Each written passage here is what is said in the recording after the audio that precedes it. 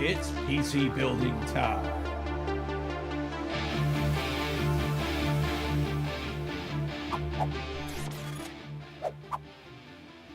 What's up, everybody? Welcome to the stream. I'm Braythorn. How the heck are we doing? I hope my audio is coming through okay. You guys let me know if it's not. But Happy New Year, everybody. If you weren't here for New Year's, I'll say it now.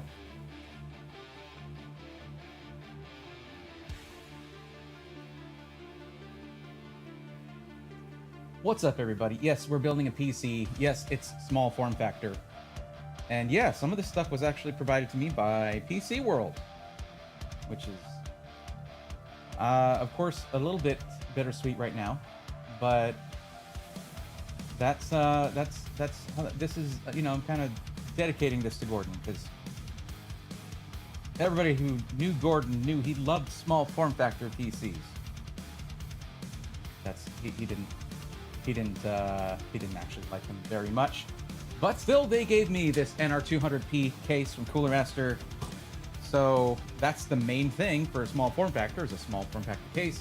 And this should be good enough to fit into my luggage for CES, along with a nice portable monitor. Plus, I can hook it up to whatever TVs in the Airbnb if I need a larger monitor. Not for gaming or anything, but just for finalizing videos, things like that. But let's see what's going on here. Rarutu, how's it going? Welcome. Gotham Guy, how are you? D Steez, welcome. Alice, good evening to you as well. GT Beakerman, what's up? Gary Clinky, welcome, welcome. Happy New Year to you as well.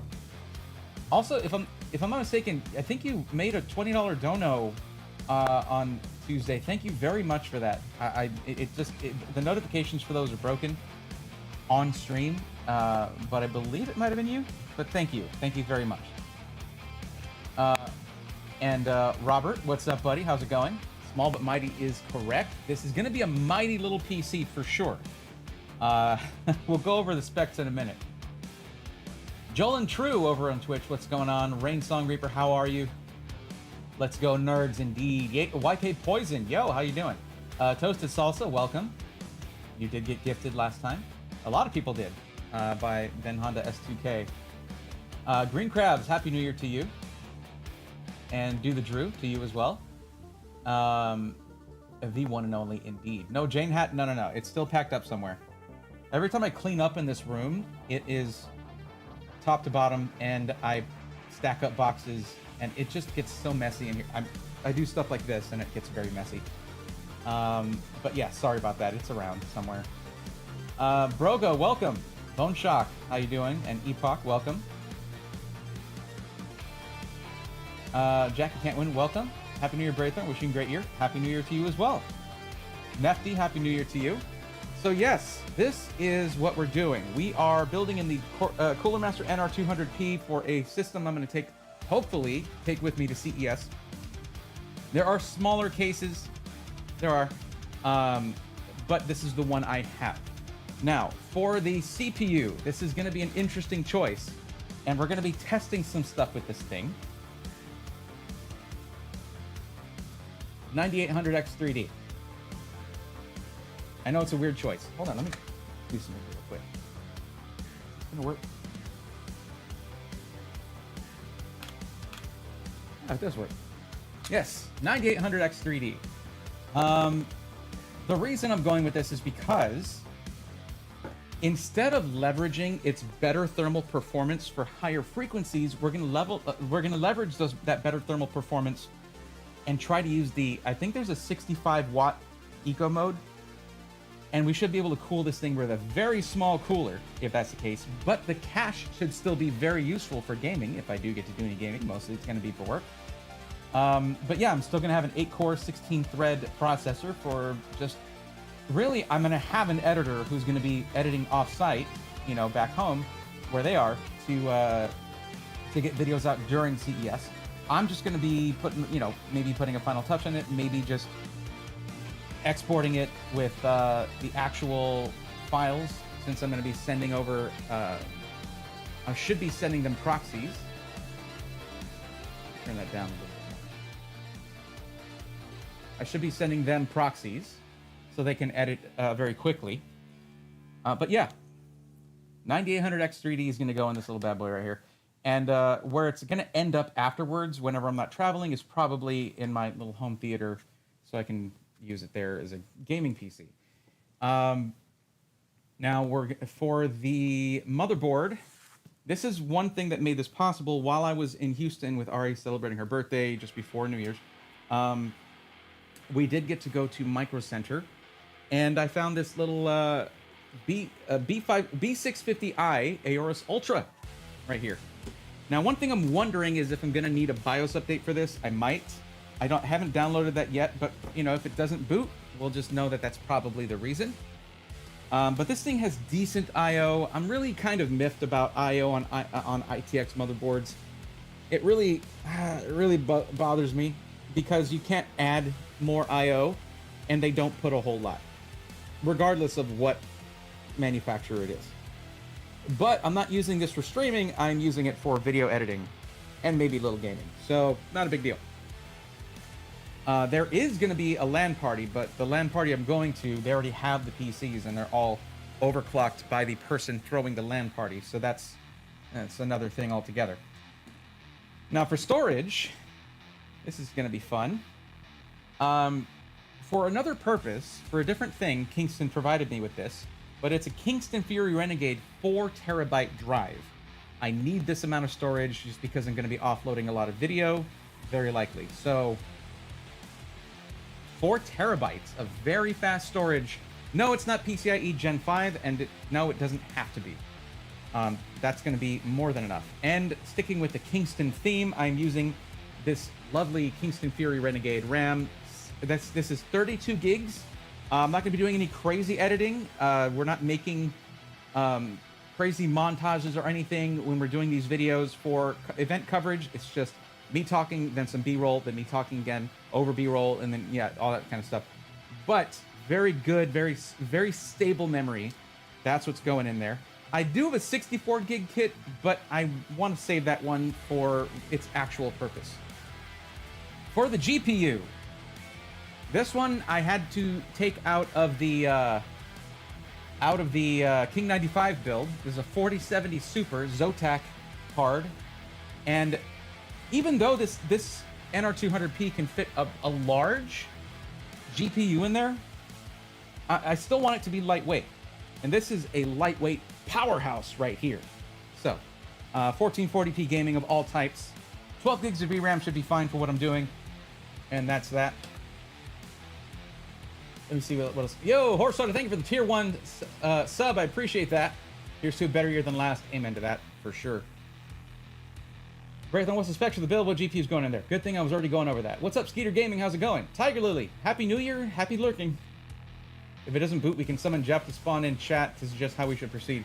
You know, I should, to be fair, I should be crediting Skytech for the CPU and the GPU because these are both from, and so is the RAM. These are from the King 95 build. It's what I had, and it's what I needed for the build. I needed a CPU that could do a lot with low power, and I think this one's going to be the one to do it. I think if I had any choice of any CPU, it'd probably be a 7950X in eco mode, because that would be 16 cores, 32 threads in eco mode, and that's great for video editing, actually. Now, for the cooler, what I really want to use... Hard to do this with IEMs plugged in. What I want to use is this Arctic Freezer 36, but I don't think it's going to fit. It's too tall. So I probably have to use, I already know, I want to hear it, this Deep Cool low profile cooler, the AN600. Now, this was given to me by Deep Cool way before the sanctions happened, and of course I'm not promoting a product to you guys that you can't get warranty on. There are some places that will still have these in stock and they are allowed to sell those, but this is just the low profile cooler I have on hand. That's it. So, but this thing should be able to handle 65 watts, no problem. Doesn't actually say anywhere, but it should be able to handle 65 watts, no problem. Alice Thornton's Radio. Hello, how are you? Welcome. Nice. Just got my first video cards, both 4070 Super. Like them both. They are really nice. I still can't believe I never went to a Micro Center. I definitely need to check it out. It is awesome. It is very, very cool. If you're taking, let me caution you on something. That is something that I run into every time Ari is with me. If you're taking a significant other with you, warn them that it's going to take a while. If they're not into this stuff, if they are into this stuff, you don't need to warn them at all. You should tell them to get excited. Like Senku, get excited. Yo, Joseph Huckins gifted 5 memberships. Thank you very much. Hold on. Thank you, Joseph Huckins, for gifting 5 memberships to the YouTube channel, to the YouTube community. Let's go, nerds. That is this working? It's not working. Oh well, it's on the wrong channel. That's a membership for Mike992 Colton. LTT Colton, is that you? Ben Honda S2K. That is lovely irony right there. J Dollars, Joe Newell, welcome to the swarm. Thank you, Joseph Huckins. I appreciate that. Thank you. Outlaw of Torn. Things have changed so much since I built my last gaming PC. It's so confusing. I'll just buy pre-made now. That's what a lot of people go through. And that's totally valid. That is a totally valid reason to do that. Robert, wait, what? What? Illegal. Happy New Year. Hello, Brea Thorn. Can I ask you a question? What is your opinion on a new novice PC builder trying a SFF as their first PC build? Stick with ATX. For your first PC build, don't go small form factor. It's not a good idea. It's more difficult. Like you're starting on hard mode, basically. Now, a lot of small form factor cases do make it a lot easier than it used to be, but I still don't recommend it. Thumbwright has several low profiles similar to that. If anyone wants something similar, says BlueFed. That is correct. I didn't have one on hand though. I had this. But that is a good message, and I appreciate that because it lets people know that there's good options out there aside from this. I messed around with my 9000X3D and your King 95 build with, okay, yeah, and undervolt's just fine without losing performance. But then again, your cooling solution is more than enough. Yeah, absolutely. I even have like a Wraith cooler if I wanted to use that. But I think this is going to give us a little better performance. But it would just be funny to put a Wraith cooler on a 9800X3D that was never meant to have one. Been a bit since I've been on your stream. 4090 still kicking right beside me. Very cool. I don't know about the kicking thing.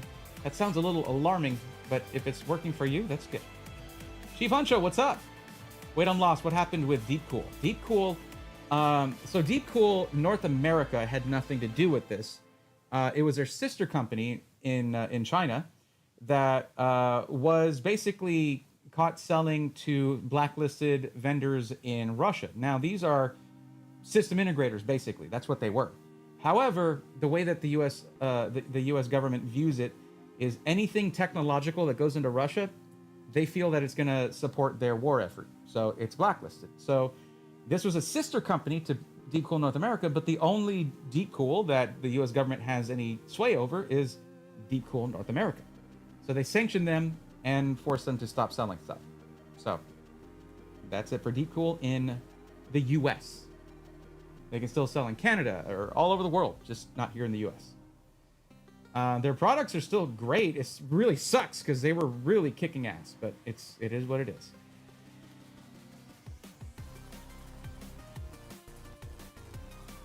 It'd be funny you say, hold my Red Bull. No, I've got my own. Sorry. Thank you. Just finished my first SF using the mesh room. My fat hand said, not again, says Do the Drew. Yeah, it's definitely a tall order. What's up, Steve? Welcome. But yeah, that's what we're doing. That's what we're using. That's what's happening. And why don't we go ahead and get started on all of that? I do have something cool that I want to show you guys. Once I get this off of here.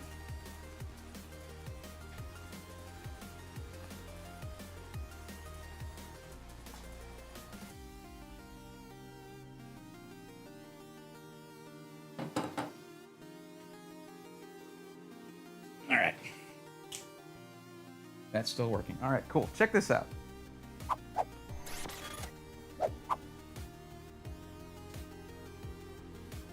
Huh? Uh-huh. Yeah. So that is my DJI Osmo Pocket 3. DJI Osmo Pocket 3. And it's just really cool that it follows me around like that. It keeps me in the center of the camera. So that's really helpful for this kind of thing where I'm doing top down and I'm not really looking necessarily while I'm doing stuff here. It keeps my face on the camera. But yes, let's go ahead and get started. I guess I can use the Lazy Susan for this.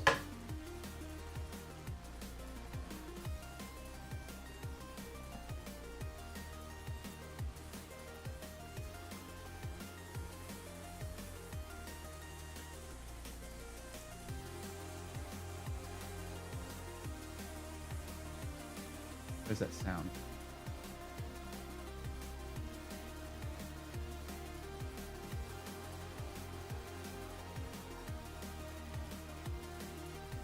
I don't know what that sound was, that interference, but oh well. Interesting. Anyway. Skynet camera number 1. I mean, maybe. That's crazy. I like the AIOs. Yeah, I mean, they had some awesome products coming out. Speaking of awesome, this is an awesome little motherboard. It really is. It just...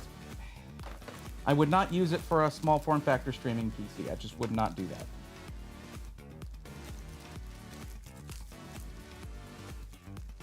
I'm not using SATA, but this I think is what connects to... I think this is what connects to the front panel I/O.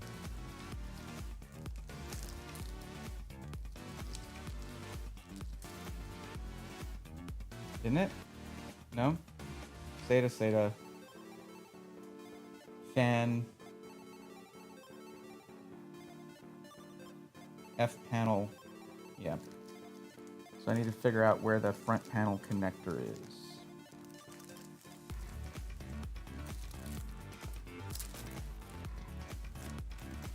Nice antenna. I like antennas where it's on a cable so that you can place the antenna where it is going to get the best reception.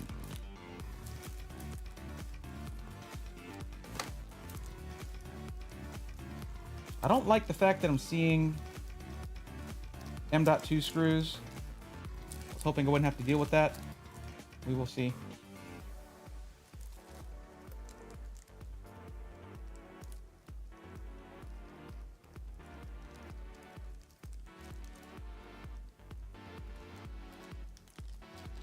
Oh, I do want to show y'all something that I got.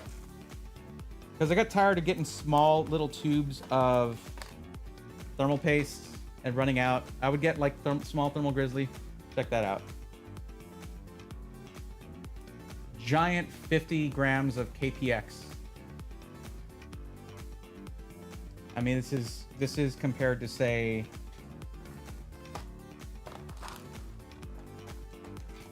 this is a this is like the thermal grizzly that I had right here. So this should last me a while. And KPX is very good. They're very, very good. So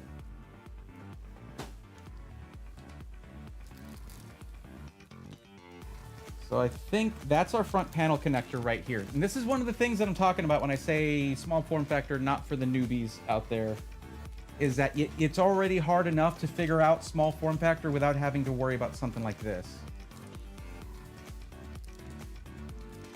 Their AK500 and 600s were my favorite air coolers due to their displays. I actually have an Assassin 4S that I just think it's just too huge. I think it's too big for this little case. So yeah, I'm gonna need to get the oh no, that's marked right there.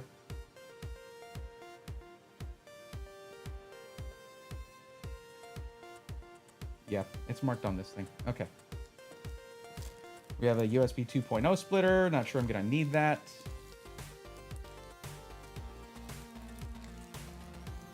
That is a PWM fan connector. I don't actually have extra fans, but I'm gonna need one of these for the cooler. I'm gonna try to run this thing with no extra fans. If we have thermal issues, I will change that.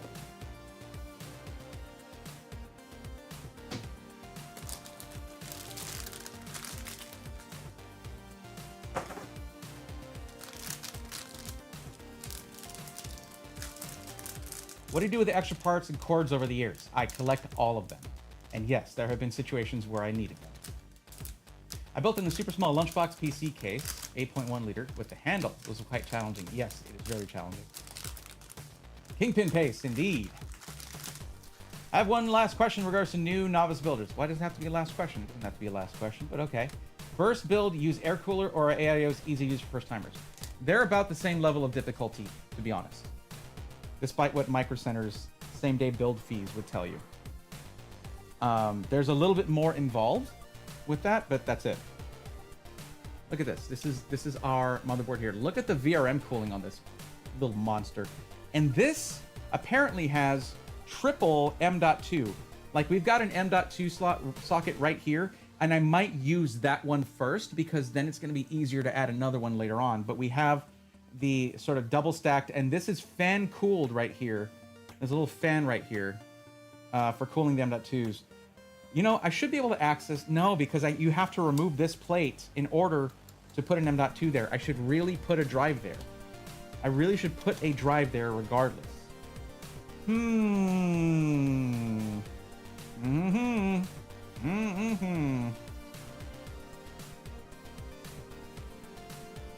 But this is the I/O, and this is what I'm talking about. Look.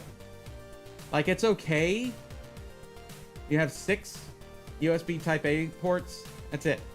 And 1 Type-C, which is 10 gigabit per second with DisplayPort out. Then you have 2 audio. You have 2.5 gig Ethernet and Wi-Fi 6E. That's it. That's all you get. And you cannot expand that except for your front panel USB 3.0 and whatnot. It's really annoying.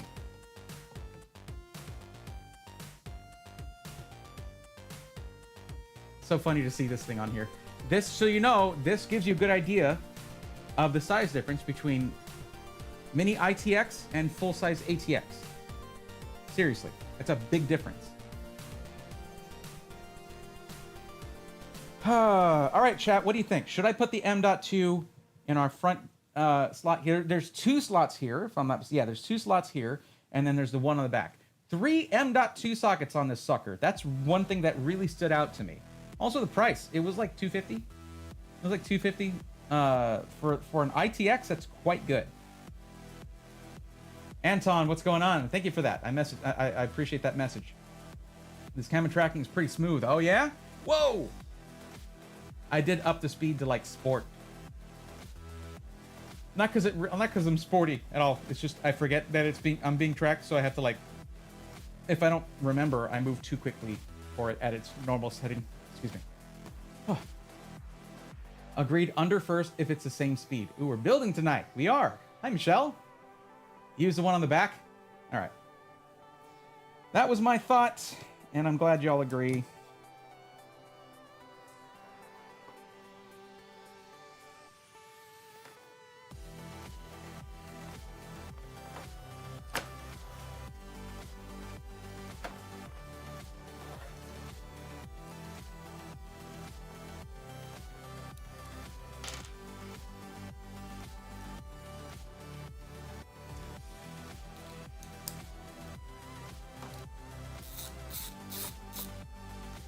Let's not lose any of these screws. I wish I didn't have to remove the backplate armor on this thing, but that's how it's set up.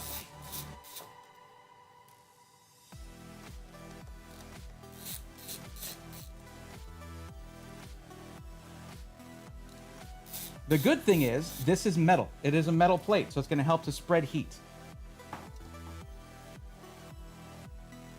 And look, there's even a thermal pad right there to help spread heat. And it has thermal pads already for the back of the power delivery right here.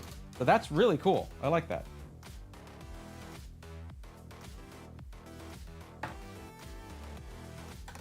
They pre-installed the hold-down screw. That's awesome. That's just cool.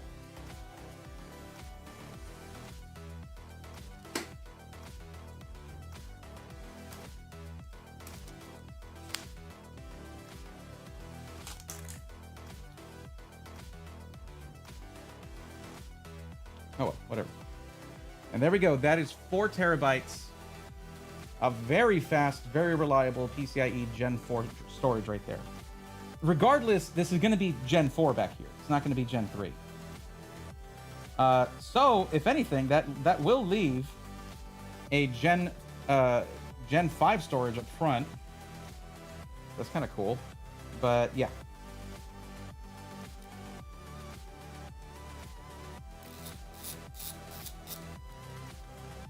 So there's something I've never had to do before. Remove a thermal... Oh, hold on. It finally lost me. There we go. Sorry. Sorry, not for this case. I'm back on Deep Cool. I got you.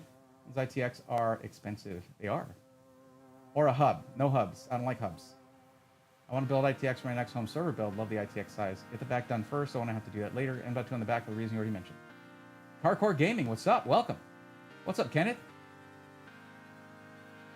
Separate NVMe for OS and games, or just throw it all on one drive? Just going to be all on one drive for now. 4 terabytes should do it. Assuming there are no heat concerns. I think they addressed that. What screwdriver we're going with? Is that a Braithorn Special or LTT?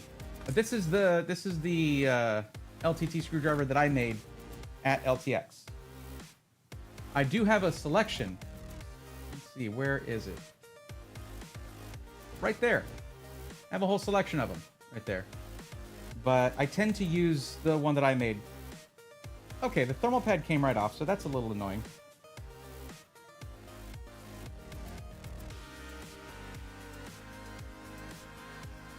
I just have to do this. Instead, I just press down. And there we go.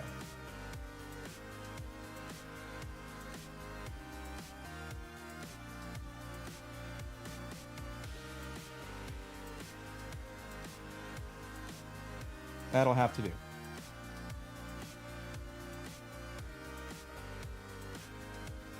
Yeah, that'll do.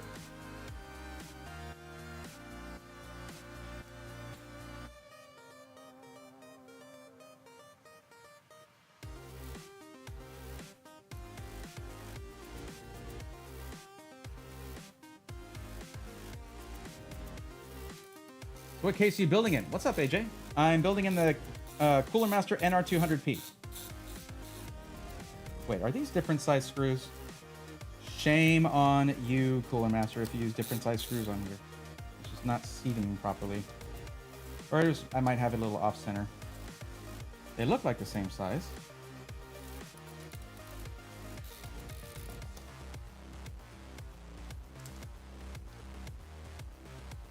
Yeah. Well, I'm just going to have to put that thermal pad back on, and I'm going to put it directly on the drive. Yep, they're different size screws. I didn't keep track of what goes where.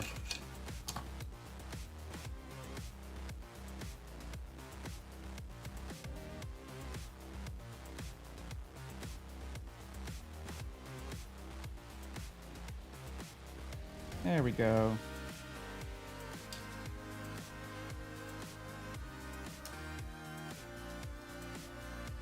You'll have to excuse my shaky hands. I have essential tremors. It's no big deal. It's nothing crazy. It's just hand tremors. Literally all it is. Nothing for you to be concerned about. I think this drive might be a little thick for the use case, but it's okay. So yeah, these ones over here seem to be a little thicker. There we go. Perfect. And then we have slimmer screws for all the rest of them. I want to put together some little frag box like systems that were mini ITX and had a handle. Best option, Deep Cool CH160. I know. I was going to get sent one of those too. Like, I wanted that for travel. There's nothing cooler than like having a handle on your case, going to a LAN party like that, you know? But what are you going to do, you know?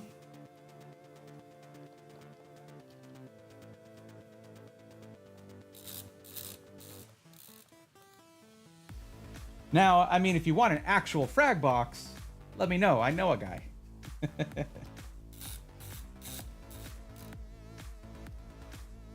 Wait, NVMe at the back. Am I seeing that right? Yes. I'm doing that one because upgrading up in the future, adding storage. I don't have to remove the motherboard because this thing requires you removing the back armor, the back plate, just to get to that, which is most of them don't require that. They'll just have the regular screw down kind of thing. But this does offer some cooling for the M.2 drive.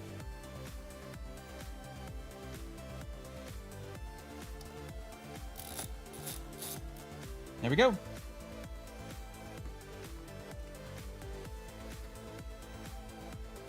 So yes, for those who are just coming in, if you're curious, I am putting a 9800X3D in this thing because if I want to do any gaming, it's the cache that matters for that, not the frequency.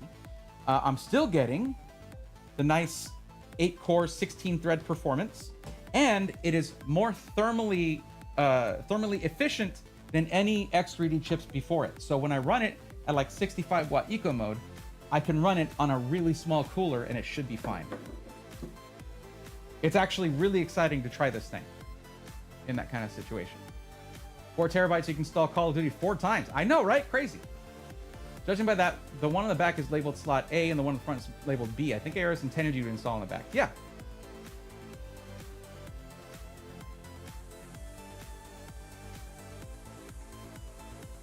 You guys hear that weird hissing when I do that? I don't know if it's just me. What's up, Tough? How's it going?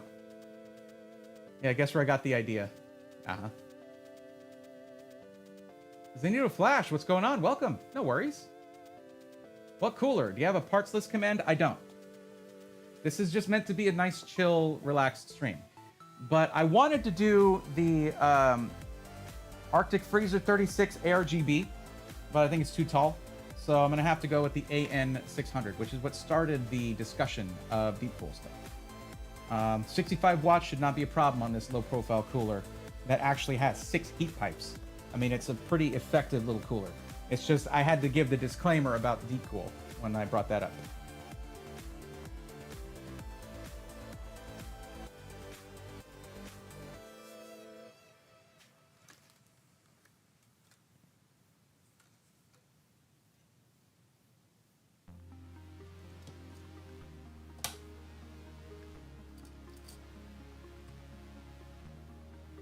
Let's get this ready to go in there. And our arrow is up there.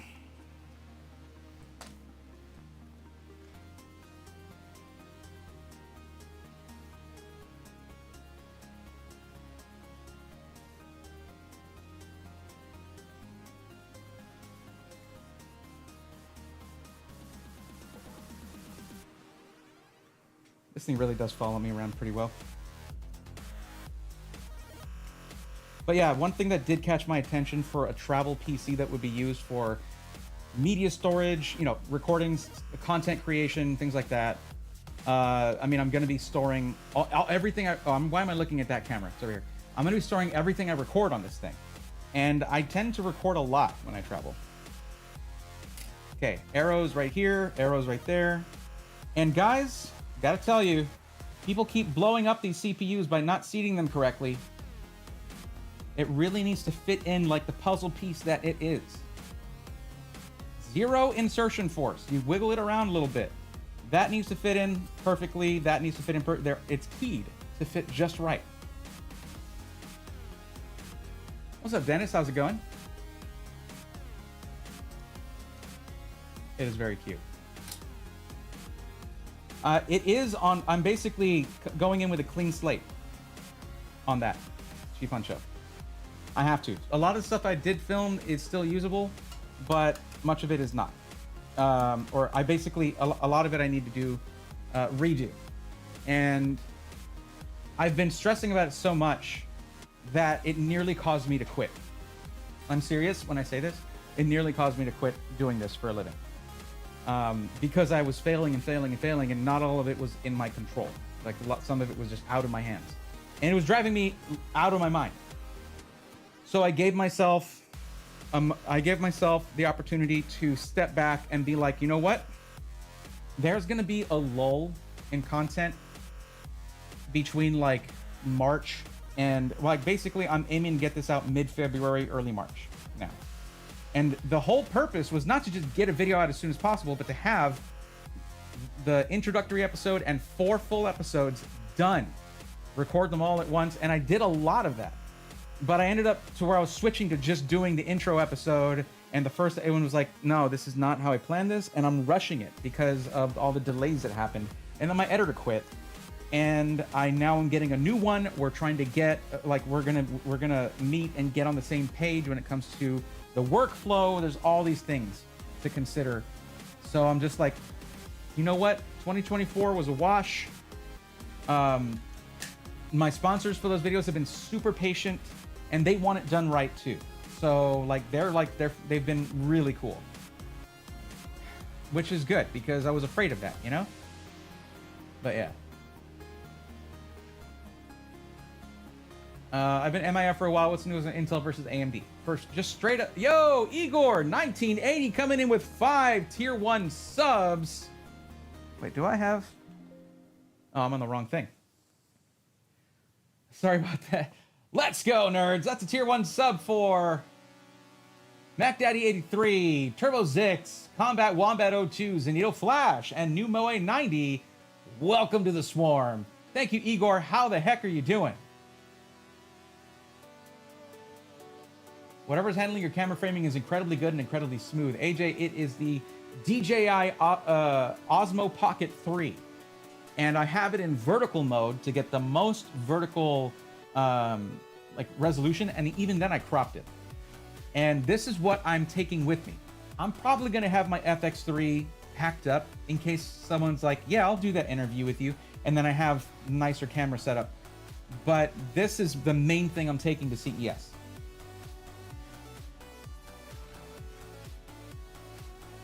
And I'm gonna use this from now on for all of my build and unboxing videos, streams. Really cool stuff, I love it. Okay, so that's in there, nice and tight, and no shearing of the plastic surrounding it, thankfully. Let's go ahead and get these off of there.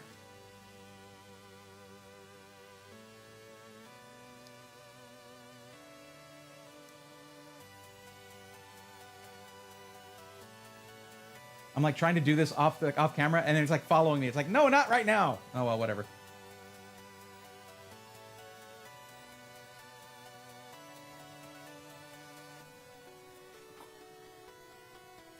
It is too good at doing that. Doing good. How are you? I honestly am looking forward to CES like crazy. I cannot wait.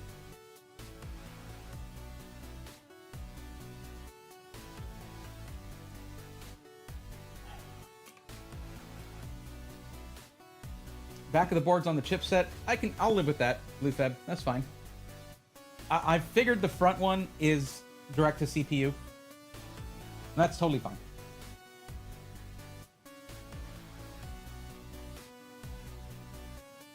Maybe it was meant to be your focus for 2025, but can't wait. I think so, yeah.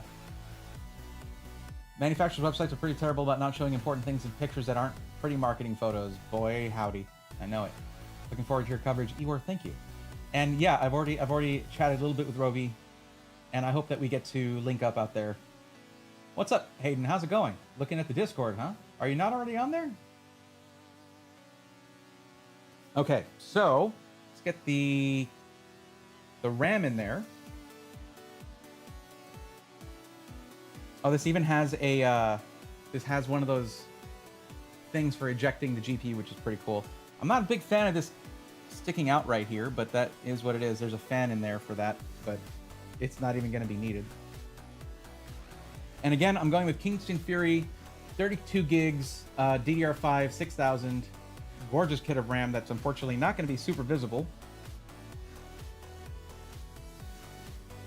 But I don't usually like it when you don't have the push-down tabs on both sides. It kind of bothers me. But it is what it is. It's very common now.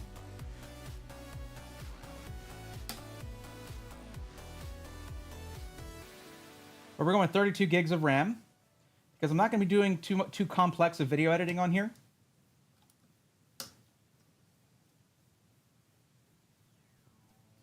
There we go. Now we can put the cooler on there.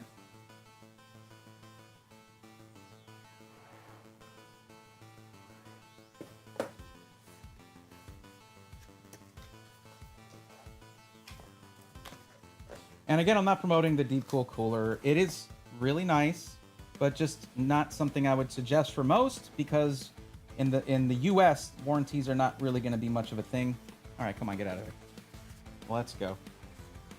And again, we're going to be running this 9800X3D in 65 watt eco mode. If one exists, I didn't actually check, but I believe it does. And look at this thing. It's adorable.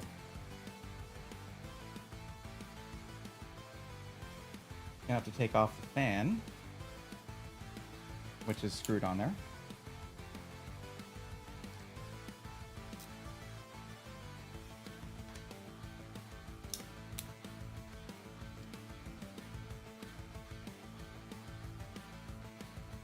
I guess we don't have to take it off because I can still reach, but no, the frame of the fan is kind of in the way.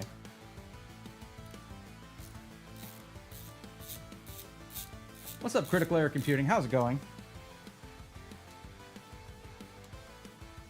Just bemoaning the loss of Deep Cool right now. There's actually 2 slots in the front. I do know that. That's something I mentioned early on.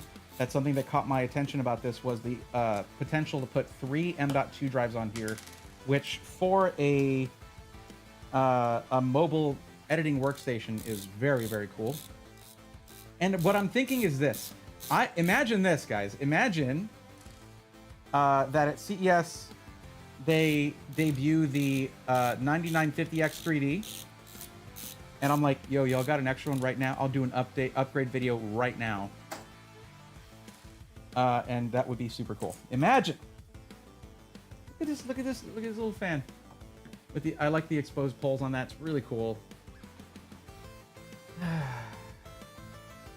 Deep Cool. I could also probably put a thicker fan on that if I wanted to. So let's look at our mounting solution here.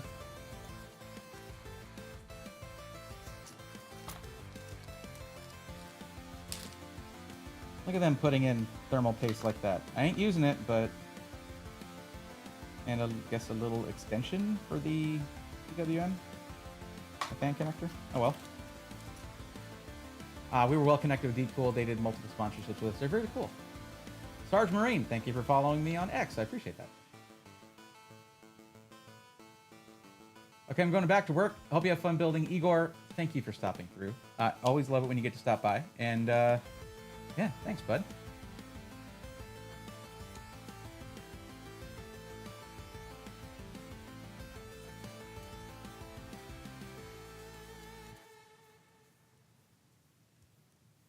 Okay, AMD. There we go. So I got to remove the stock bits there. Got to remove those. And I'm going to be putting these standoffs there. And then they're going to connect to these things. And then this is going to connect to that.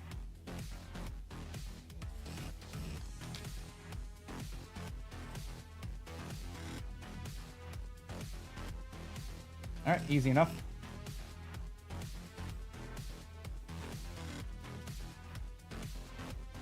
I always tell you guys this, but I'm going to remind you. Do not lose this. This is your socket cover, and you need this in case you ever have to RMA your motherboard. Okay? I keep looking at the wrong camera. Don't lose this.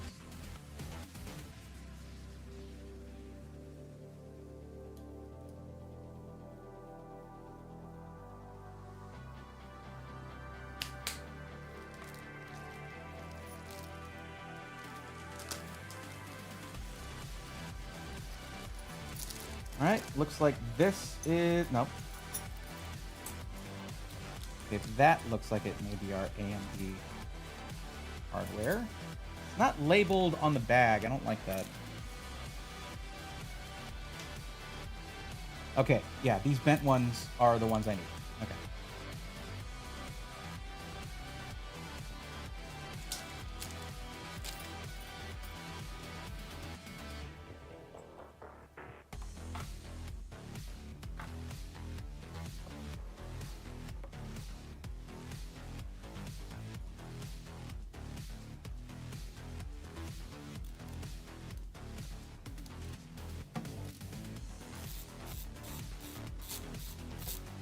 You'll also want to keep these. Anything that you remove from the motherboard, put it in your motherboard box. Simple enough, right? Why do you thread again? Why do you do that? You're not needed. You're not wanted. Sorry. I hope this thing fits, actually, now that I'm looking at these. Oh boy, I might be in a bit of a pickle. One of the downsides to modern ITX motherboards are the chunky VRM coolers and M.2s. And let's just take a little gander here. That might need different RAM. Hold up. Oh, that barely fits. It just fits. Woo-hoo-hoo-hoo-hoo! We're talking like, because like, if you look at this, you see how that is cut off right there? That goes right over the VRM cooler. Wow. And that's going to give a little downdraft cooling on that, which is nice.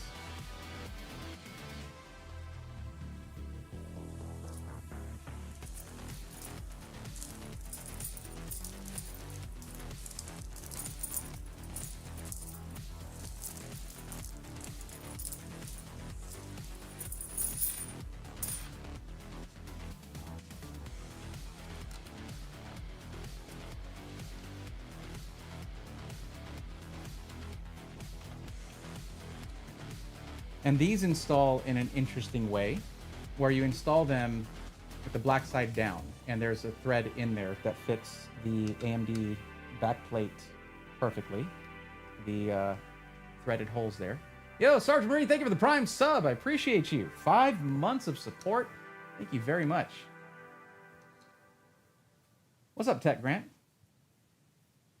Small form factor. Means small form factor.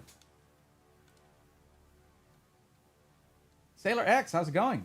Fully recovered from New Year's Eve. Glad to hear it. Swarm Nerd 408, how's it going? Like your name. Why does NVIDIA discontinue production of previous gen? The rumored prices of 50 series cards are absurd. It's because then you have to buy it, supposedly, according to them. That's how they'd like it to be.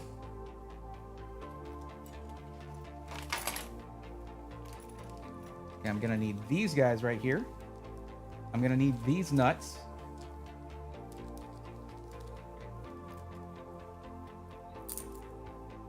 Make sure those are nice and tight.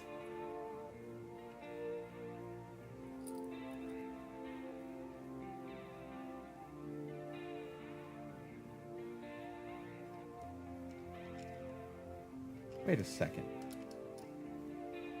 If it's that way, yes, I had it right. I guessed correctly.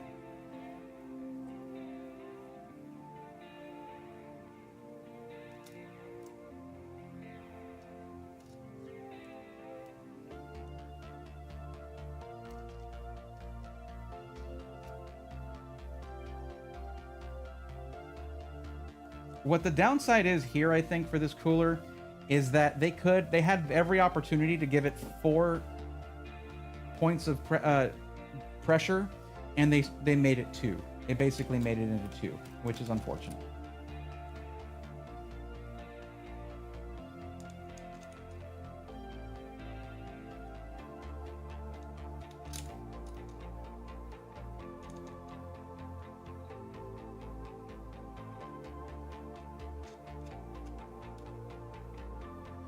It will be very interesting to see. Here's the cool thing. If I find that there's another case I want to try using, a smaller one, this is going to be a singular unit that I can remove and put in that case, which is really cool because, I mean, if you went with an AIO, this case can fit a 240 millimeter all-in-one liquid cooler, but I'm going to tell you something. I'm not about to try putting that on a plane. It's going to look like a bomb. I don't want that. I want air cooling for this. That's really my only holdback for putting in an AIO. However, the side benefit of that is that it's a singular unit when it comes to the motherboard, RAM, storage, CPU, and cooler.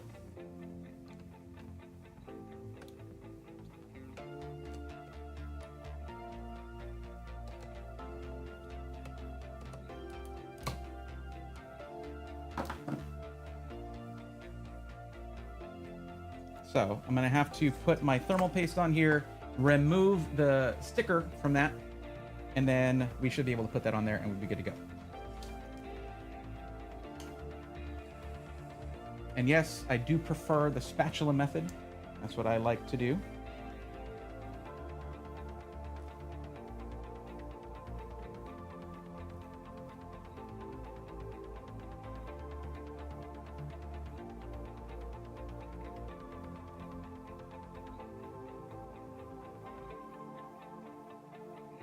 That got a little bit all over the place, but not too bad. I like the consistency of KPX. I think it's quite nice.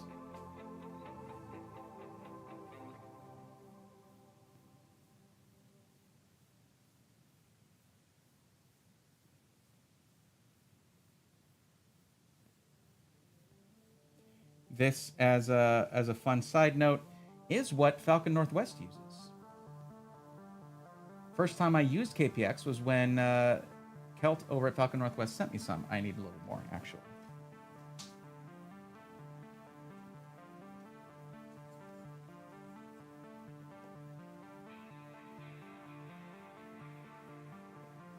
As when having shaky hands does kind of suck, not gonna lie. There we go.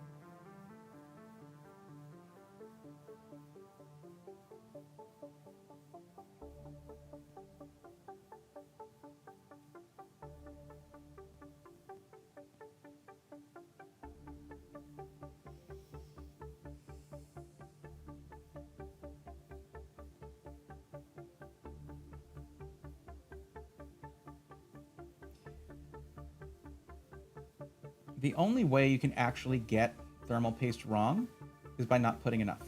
That's the only way you can get it wrong. You cannot get it wrong by putting too much. That has been proven actually by Gamers Nexus in a very long video, like they like to do.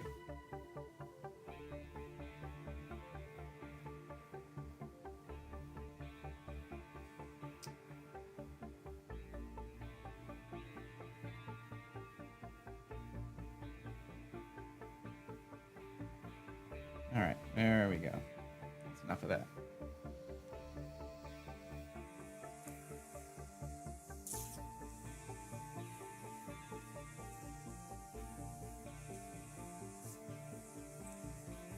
So, Link Hugh, how's it going? I appreciate that, Sarge. Google ruined YouTube CS. Yes or no? It's been a long time. It's hard to say. Oh, you're talking about what Adam said there. 50 minutes in and YouTube gives me a notification really late. Hey, turn your bell on. There you go. However, Braithorn Ruse encourages positive airflow anyways. Your client must have never watched the videos. What was that? What happened? Pretty bad. I was supposed to be ready tonight, but I had to tell him I need a little break. I was 3 hours in. Oh, I got to work in a pre-built today. What a train wreck. I'm taking a break for the stream. My guy had 2 fans in the CPU cooler faced right at each other, while the top fans had one up and one down. Yeesh. This is a CES PC, I assume. Yes. It's a 9800 X3D and a 4070 Super. Grant.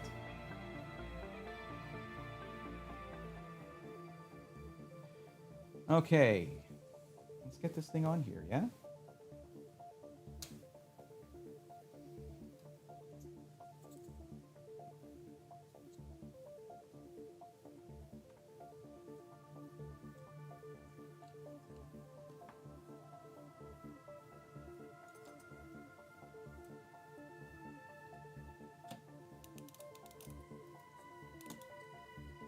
Okay, please center yourself. Thank you.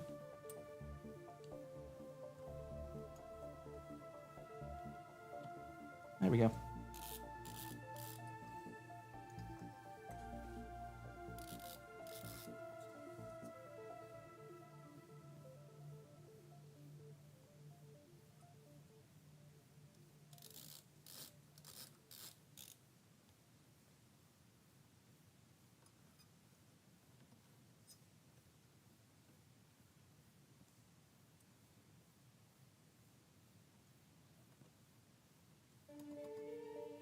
What's going on here?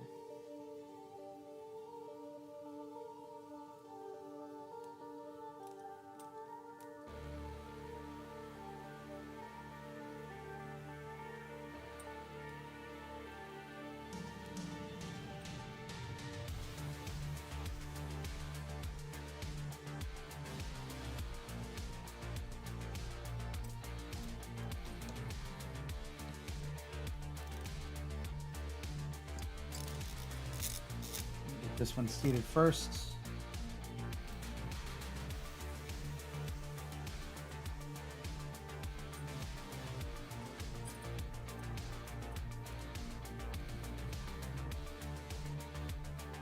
I just can't see where it's going. All right, I know what I need to do. Let's just get you out of here for now. Sorry, Ram.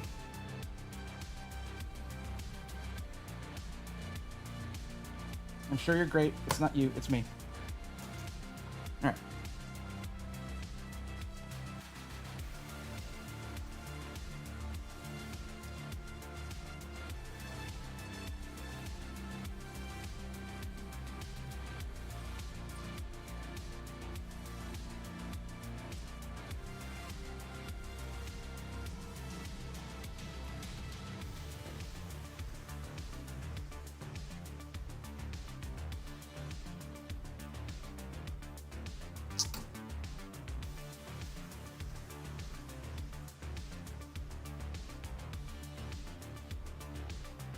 What the hell is going on here?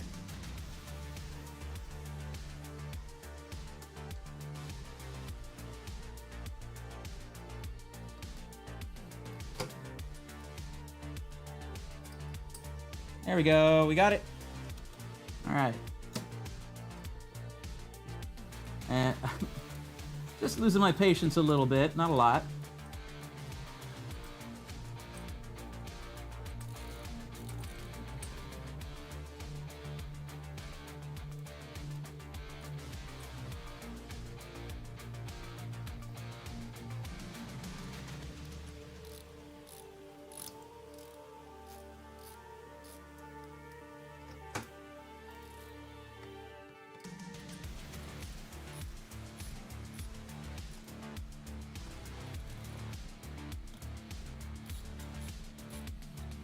Bent those quite a bit, my bad. I think a thinner screwdriver might have served me better. Sorry, LTT.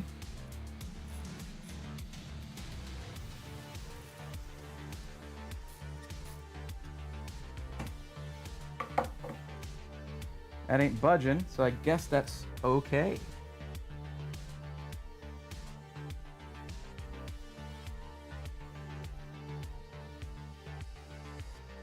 I think we're good.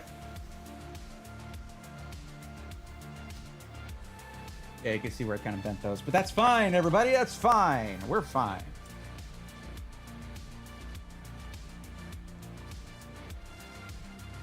Now, where are my... fan header. Right there.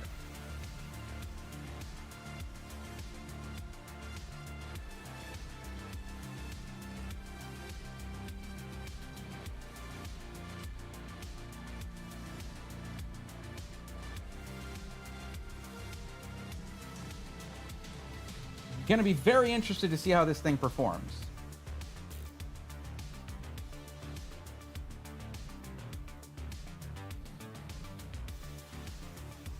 Not that it's going to matter. It's not like I'm going to be like, you should go buy it, because you can't. But I am just wanting to know what a low profile is going to do on a 9800X3D.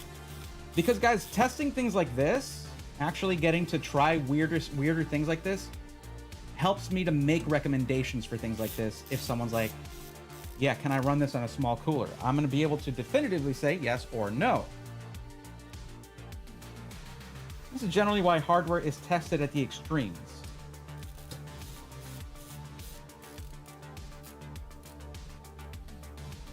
Love top-down coolers gives me Dell vibes. Don't say that. Props to your friend for saving lines, preventing elemental. Very true. That'll be a beast for editing. It should be okay. It should be pretty good. Really, I don't need an editing beast, but if I did, I don't know. Maybe I'll talk to my friends at AMD when I get there to CES and be like, oh, you guys announced your 9950X 3D, I see. Got one lying around?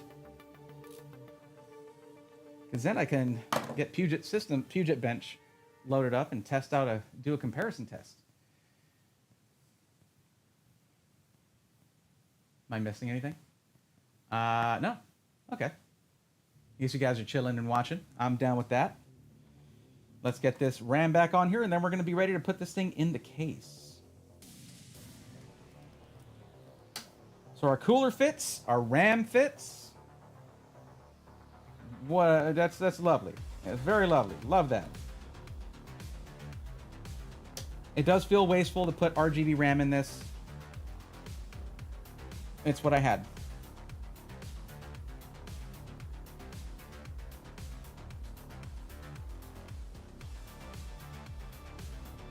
And that right there is most of a computer.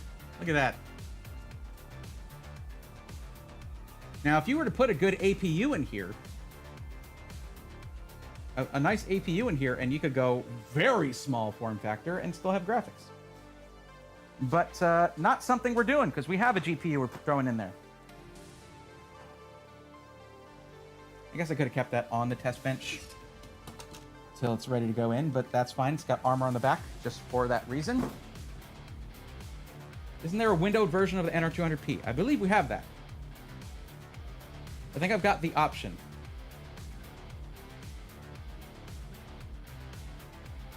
Man, I love this camera, even though it's lost its face tracking. Just double tap on my face there on the little screen, and it's back.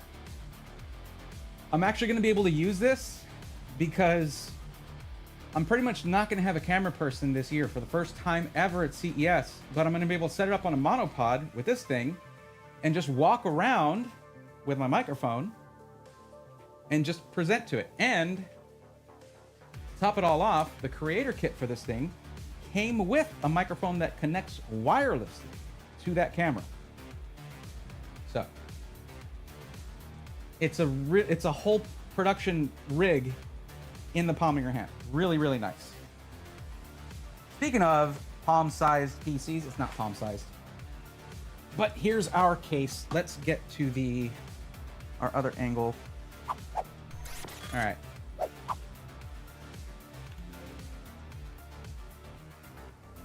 How close do the fins get to the motherboard? I mean, it's like right on there. Will that benefit from a thicker fan? Probably. Bray plays the First Ascendant on it. I have not played the First Ascendant. That's how I would have done them in the first place, but then I was a Tron chaser on A4 Skyhawks. What do you mean, like... when you're talking about, like, when I was talking about APUs? What do you mean? We love super small form factor. So this is not super small. It's not as small as it gets or anything, but it's pretty dang small.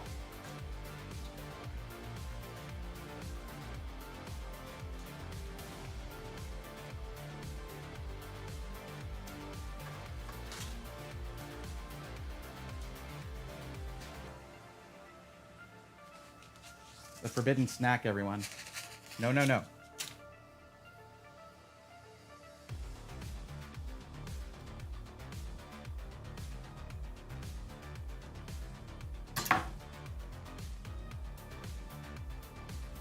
I like the very subtle badging on that. See that? Very subtle branding. Now, of course, as you guys know, there is, I believe there's a purple version of this, and you know I would have, oops, okay, well, we're not using that camera anyway.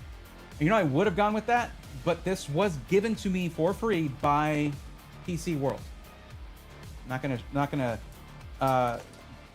you know, turn my nose up at that. That'd be stupid and unappreciative of me to do that. So this has mounting for fans right here. Let's raise this up. There we go. This does have mounting for fans right here, but we're not mounting fans there. Or a radiator. We ain't doing that. We're going to keep this thing as light and quiet and simple as possible. If it doesn't cool sufficiently, later on I'll add some fans in there.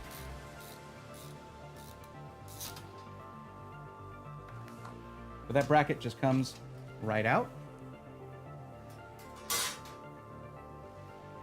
And we have all of our accessories in here.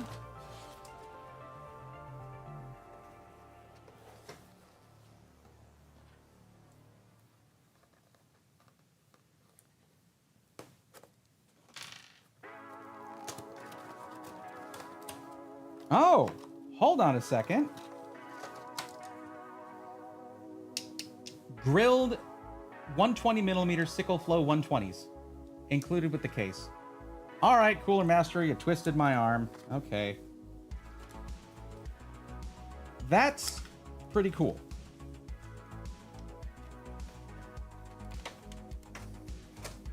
I might take off the fangirls, put them on the other side, put those in the bottom as intake, but I could put them on the side as intake. And this comes with a riser cable as well, in case I want to do a vertically mounted GPU. Bunch of things for like hard drives, SSDs, SSD mounting, really SSD, not hard drive, zip ties, and all the screws.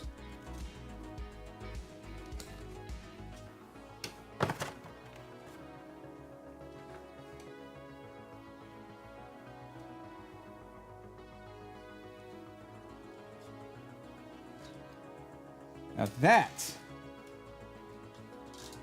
is like a military grade twisty tie. Good Lord.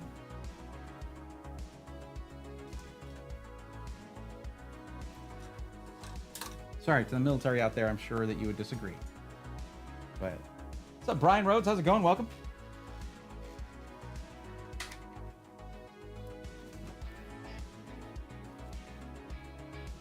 Don't know what fell, but okay. Now the main problem area is up here. All of this going on up here is what's causing me the most physical I don't have discomfort. Tangia showing on the screen here, and I'm very sorry. I wish Markiplier had been there. Sorry, Gary. I can fix this.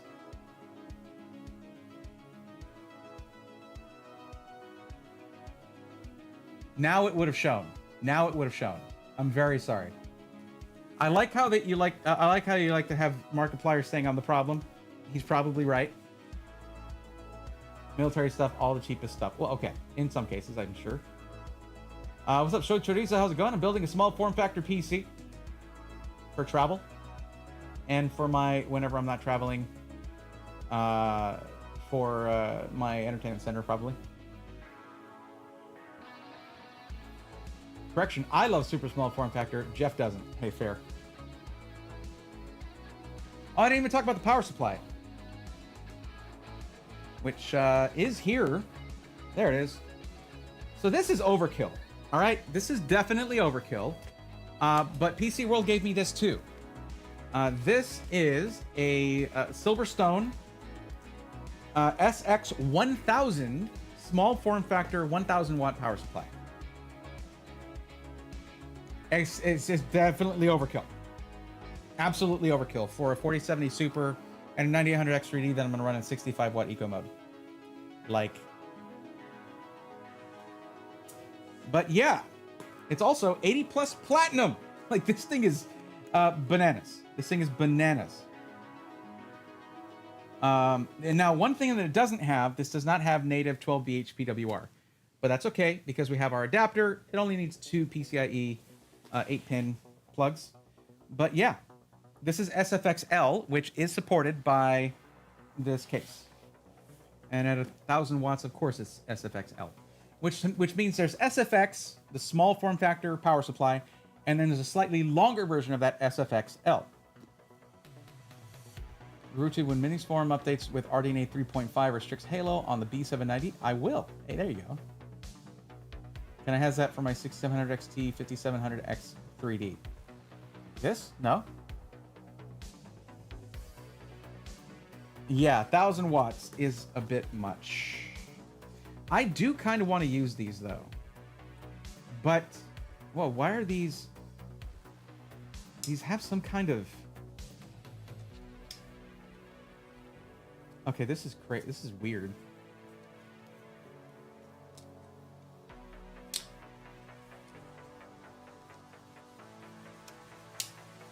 It's like this is just meant to pop in to something. These are just meant to maybe pop into this. Let me see.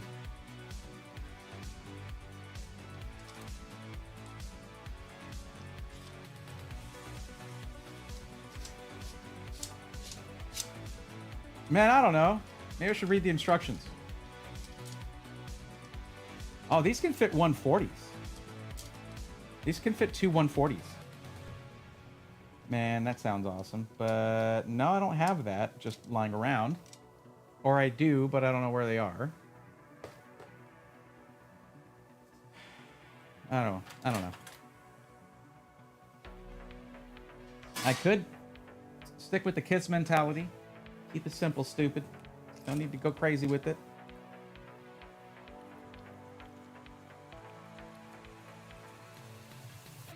What's up, PC Master 777? How are you? How was your New Year's? Is that a new title? Never heard that one before. But I'm good. New Year's was good. How was yours? Happy New Year.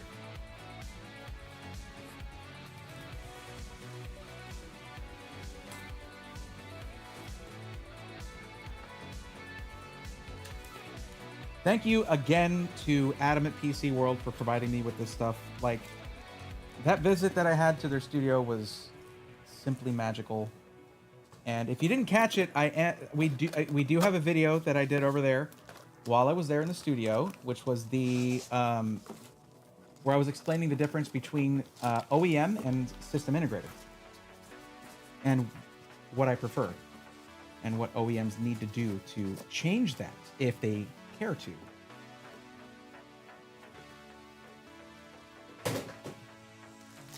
I am making a mess in here that I am not going to address until I get back from CES. That's for sure.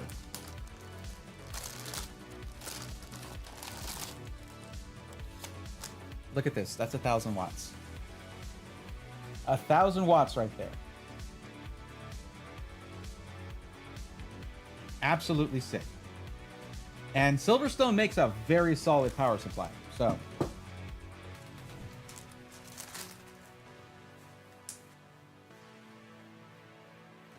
and a nice feeling instruction manual, like parchment.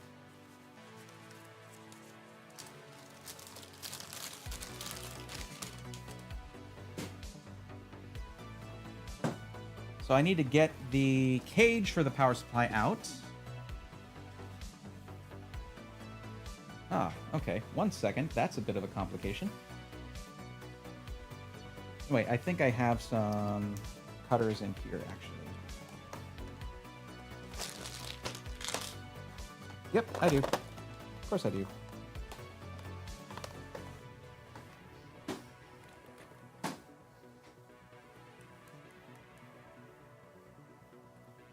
Oh, actually, maybe I should leave that there. I don't know. We'll see.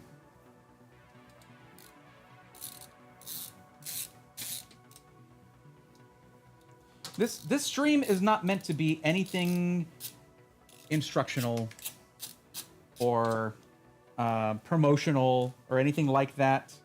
This is just me chilling with you guys, doing a build that I needed to do before CES. I do wish I had an extra. Oh, why is that like connected like that?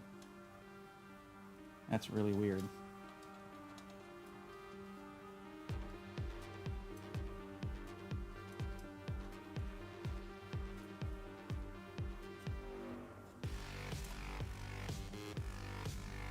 This is like tethered.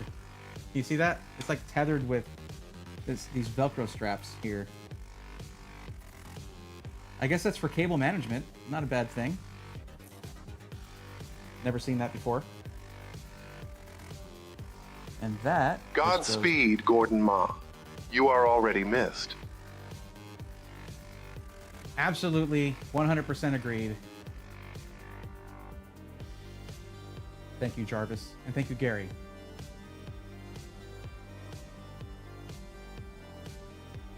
Hi, Adam. I won a Micro ATX case from PC World giveaway with Silverstone. Very nice. What's up, Mythos Web? How's it going? Karma, bless those who bless you. Comes around, goes around. Yeah, I hope I get to see the folks over at from PC World over at CES. I don't know if they're going to be attending for obvious reasons. But if they are, I am willing to help them out in any way that I can. And they know that.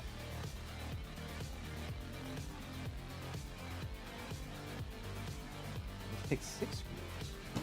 I'm used to the 4.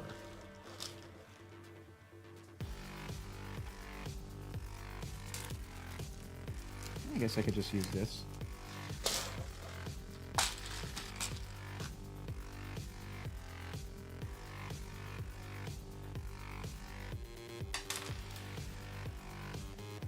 Check the screw size on this.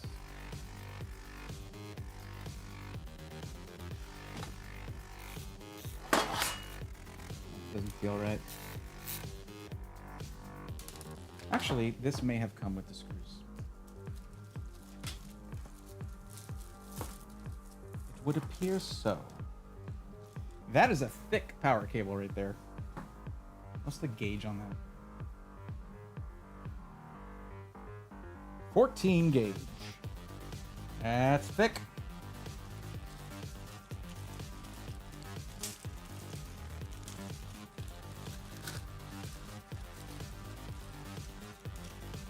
Yeah, there we go. Only came with 4 of them though.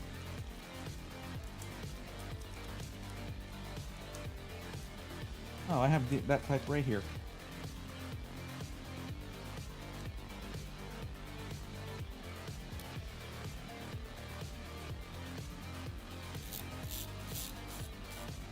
Okay. Perfect.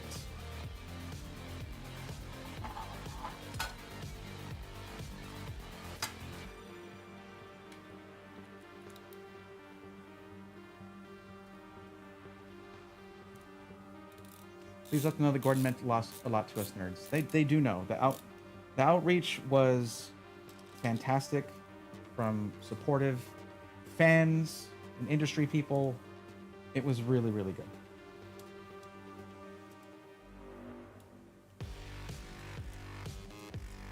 Hey, good. No, I just call you that because your knowledge of PC is the best. Thank you for what you do. Thank you for that comment. I appreciate it.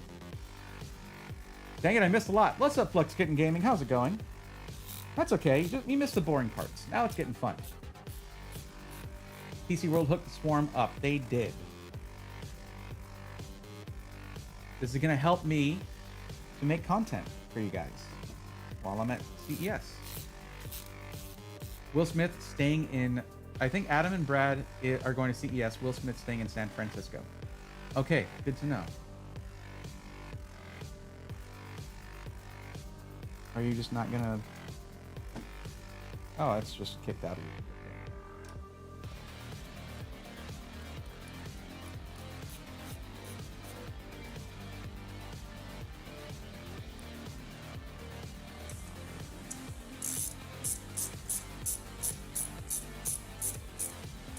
I don't know what that hissing is that keeps happening. Weird.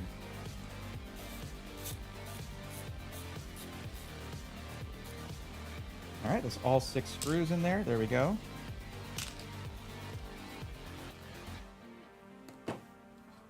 There's yet another set of Velcro straps right here for cable management, which is super cool. And I think that's going to be... Well, let's see. Let's get this thing back in here. And what there is for this case is a power supply extension. So you see this? Extends through, goes to the back to a port in the back right there.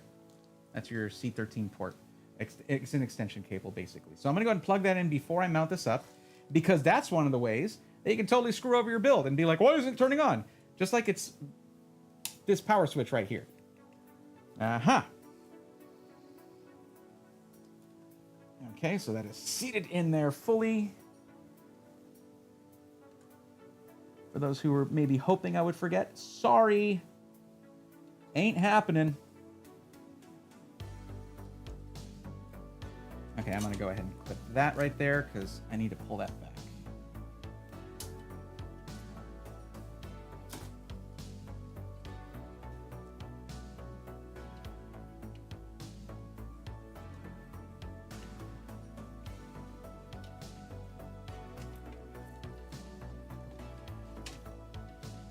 Actually, maybe I should connect all of my cables first before I mount that up. Yeah, that might be a good idea. Bray, idiot. Sounds like Amazon drones. I haven't heard an Amazon drone. Yes, Kel donated 25K. I know. And Steve with 10K. Yeah. I wasn't able to do anything nearly as much, but I did what I could.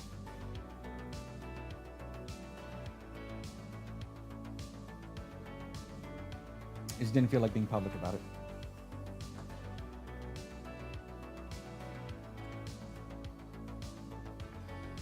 Okay, so we're certainly going to need our 24 pin.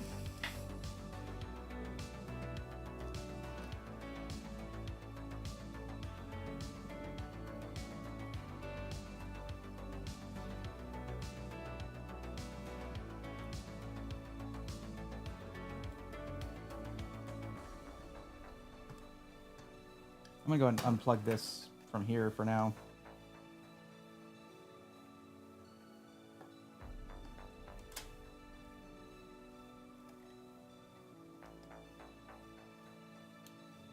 Everything bad to yourself. Others will do that. Oh yeah, I'm usually pretty... I do stay positive as much as I can. I do like the shortness of these. It makes a lot of sense for a small form factor power supply.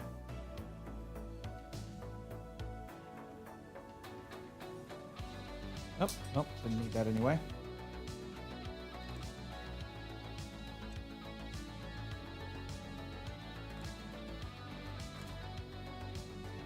Eight-pin EPS. And we need 2 PCIe.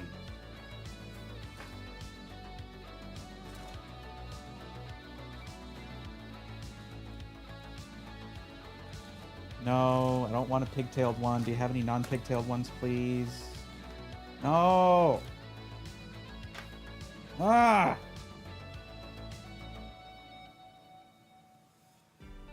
Well, they all are pigtailed. I don't like that. It's just good build practice, I think, that if you have a dual 8-pin connector or a triple 8-pin connector, just run individual cables for each one.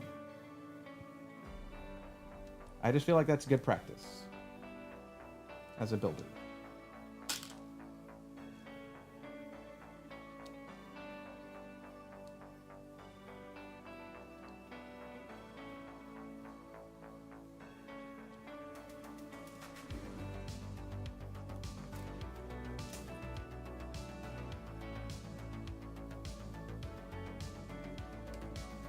Okay, that should be everything. Don't think we need SATA or anything like that. Too bad I couldn't rent an RV for CES. I don't know. Like, that would be fun, but that is a long drive. What's up, Jasmine? How's it going?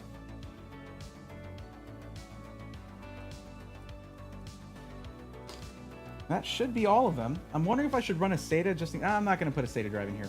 No. I have 3 M.2 sockets. That's all I need.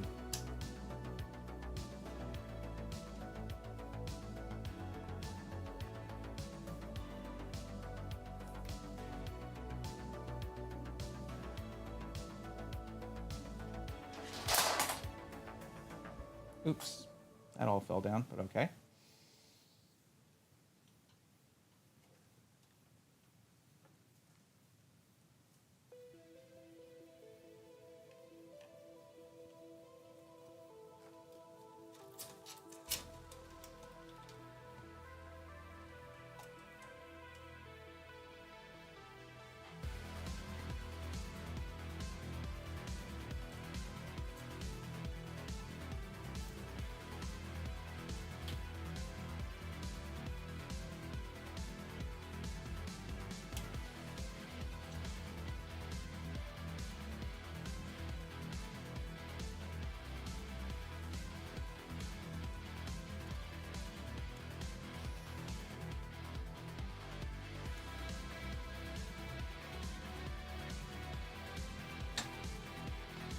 There we go.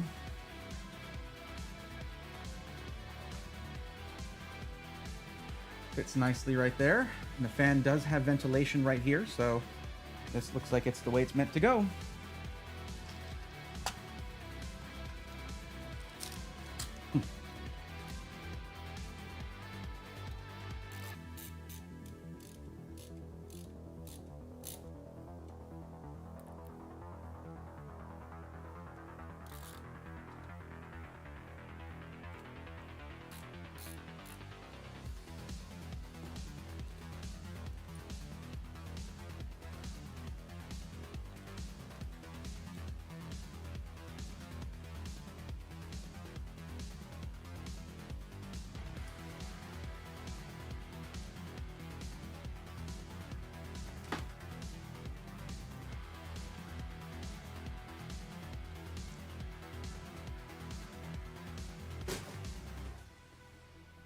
Okay, power supply is in.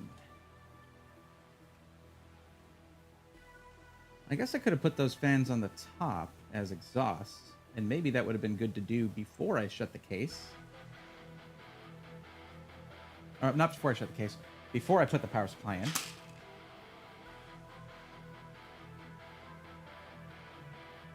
Oh, well. I think that's where they're supposed to go because there's like rubber grommets there that look like they're meant for the fans to just pop into. Let's see if I can put one up there.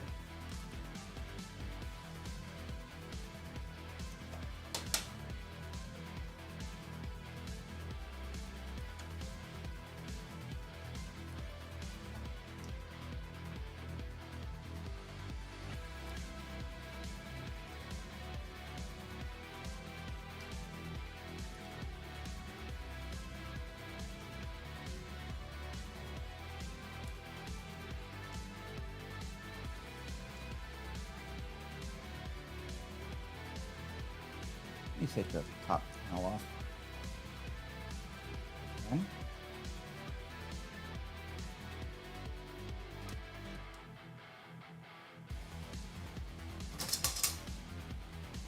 Oh yeah, there we go. This is actually way easier. Check this out. Watch this.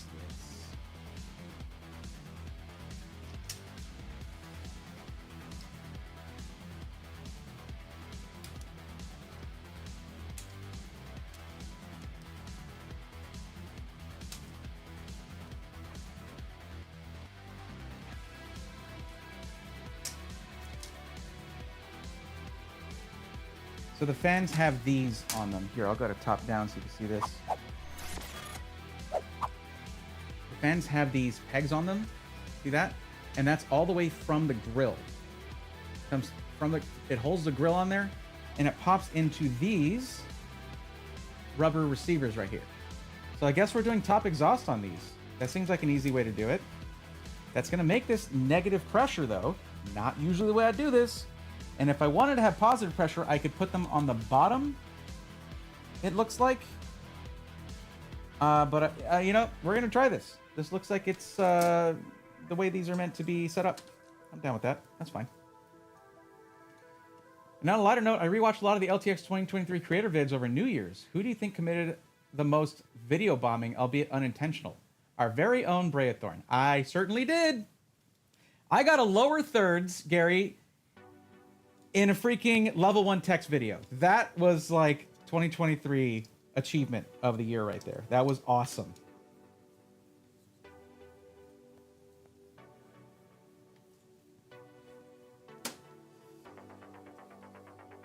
Look at that. Look at how easy that, oops, sorry. That just pops right on there. It's so, hello, hi. Can we focus? Not on that? Whatever, fine. I was on the wrong thing. Yeah, those just pop right into there. It's really cool. And I've got these at the back. Just like that. But we're going to go ahead and keep this off of here.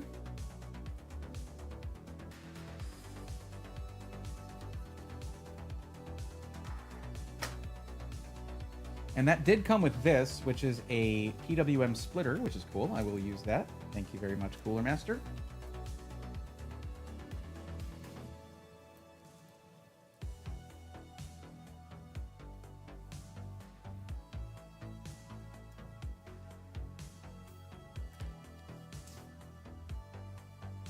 Library, have a good one. You too, Jasmine.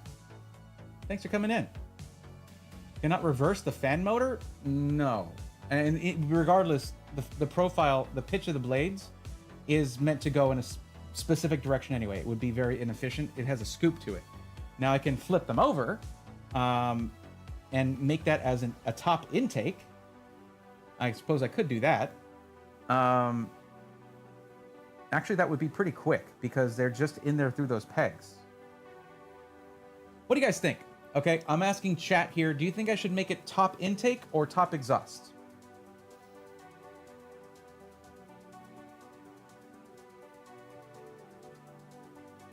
I spied Bray in Nerd on a Budget's footage in the background. Yeah.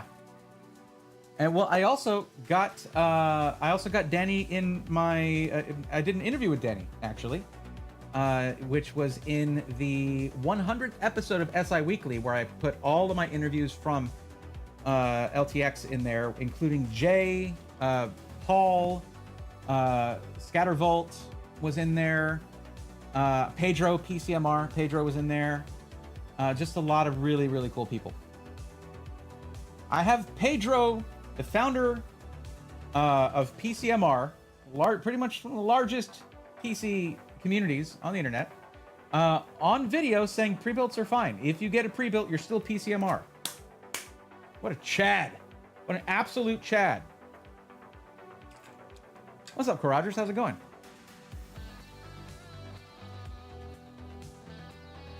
Top exhaust. Intake cleaner.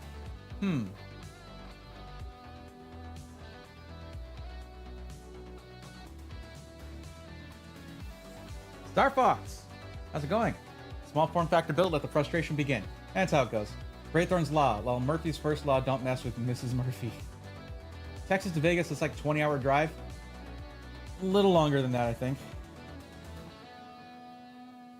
Heat rises, so top exhaust. I mean, a lot of this is filtered. Most of this is filtered. I'm not too pressed about it being negative airflow in a small form factor. It can work pretty well in a small form factor system. So we're going to roll with it. We're going to roll with it and see how it goes. I'll worry about that when we get to that point. Now it's time to go ahead and put our motherboard in there.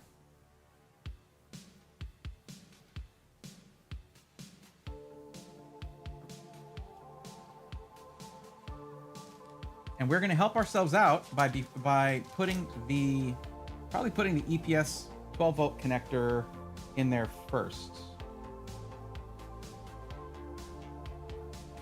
Yeah, that feels good. Let me show you, because I was asked this earlier. This is how close the fins are to the VRM cooler. Look at that. It's like half a millimeter of space. It worked out perfectly. Actually, I should probably do top down for this. But yeah, I should definitely do top down for this.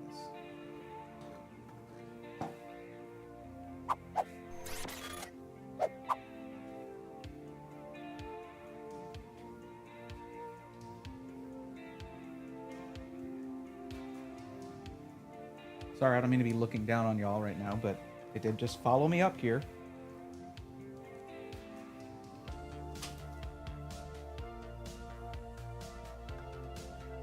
I do need to unclip this right here. That is where our motherboard seats.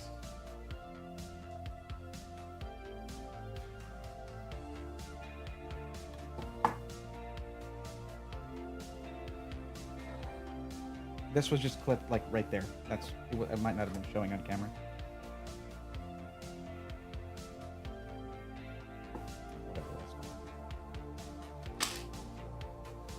Oh no! I can't reach it. I can't really reach. Maybe I can reach it. It's gonna be hard to reach this screw hole with the cooler on there. We're gonna try. I might have to remove the cooler. Dang it! I should have looked at that.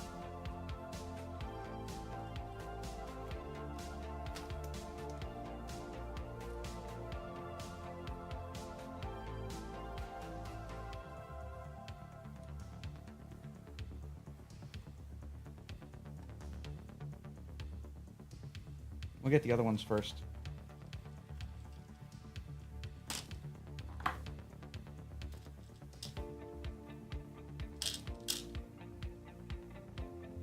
Usually motherboard screws are going to be these ones that look like they have a little hat on them.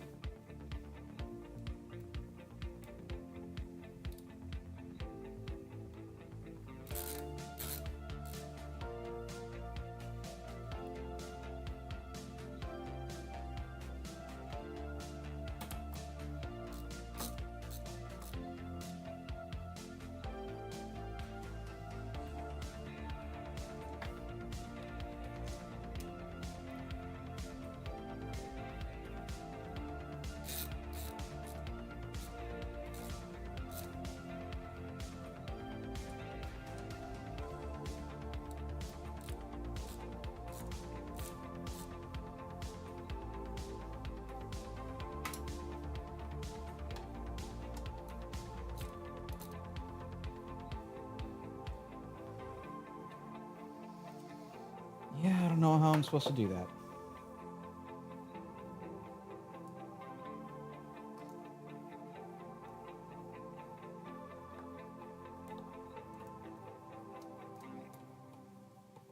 Oh, that's kind of going.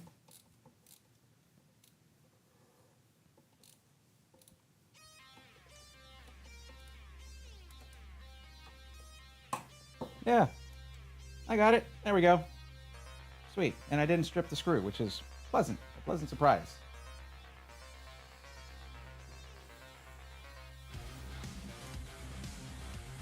There's that drone sound again. This is our front panel connectors. One thing I really like about Cooler Master is their love of purple as well. Can't fault them for that. Also, this is an interesting take right here on a unified front panel connector. It's removable. Very interesting. And our front USB type, USB 2.0 and USB 3.0 right here.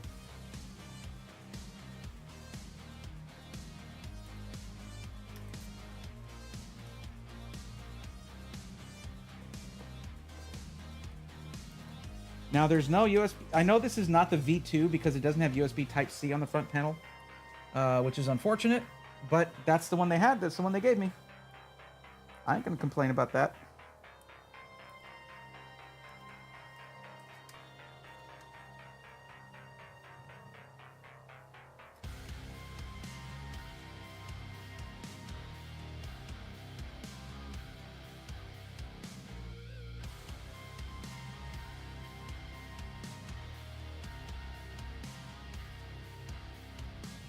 Now this is, where is it? Where did I put it?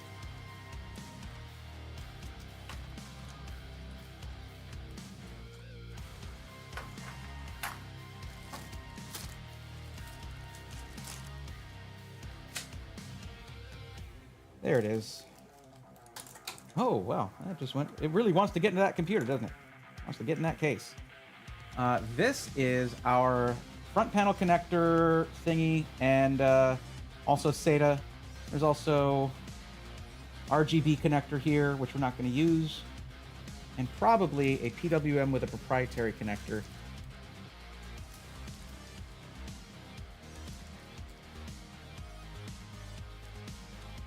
Now this is our front panel connector guy right here. There it is. And this should just plug right into that.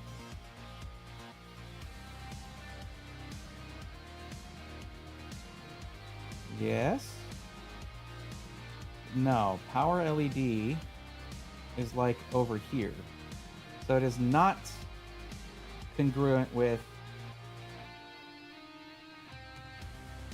the typical setup there.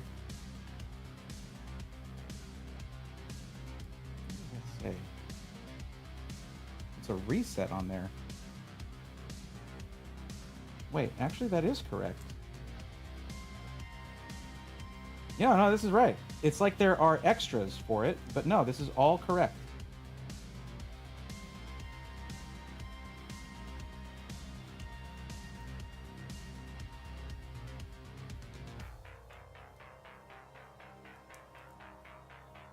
Perfect.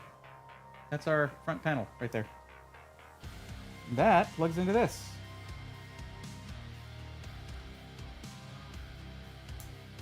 Just like that. Clicks in there nicely. If you do it the right direction. Wait, am I crazy? It is keyed to go this way.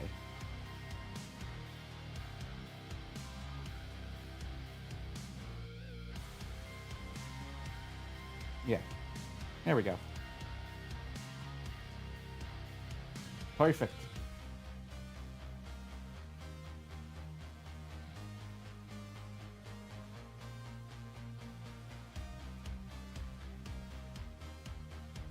That's a system fan right there. I have a connector for that here somewhere.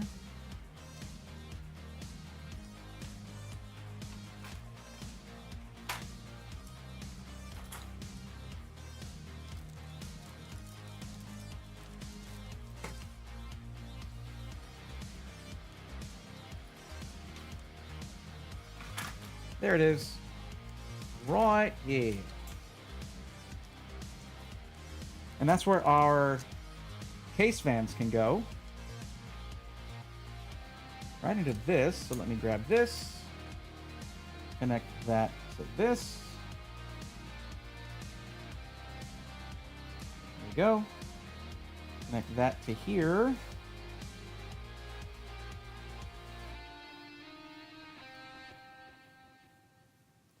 Here's the thing about cable management in small form factors. You do what you can. That's all it is. You just do what you can.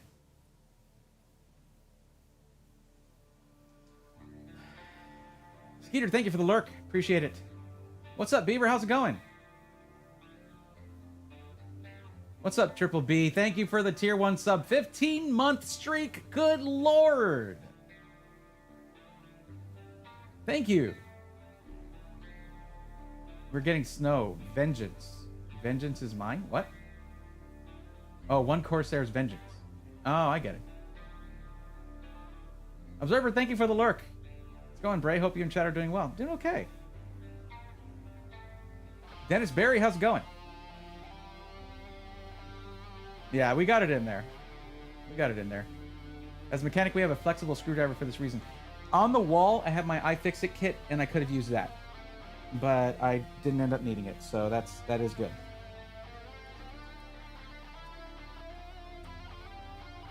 So there's a socket for this right here. And that's all of that now plugged in. Good thing I don't need SATA, but the thing is, they designed this to have SATA on the side and on the top of it. So we wouldn't be able to use the ones that are sort of on top of it, but the side ones, yeah, we would be able to use that. But that really clicks in there pretty securely. Not too bad. But now we have our fan connectors. I should have this actually go up. You know what? Whatever. It's not going to be well cable managed, all right, guys? I'm sorry. That's just how it goes. Need to get my 24 pin in there. Good Lord. It's already a mess, everybody.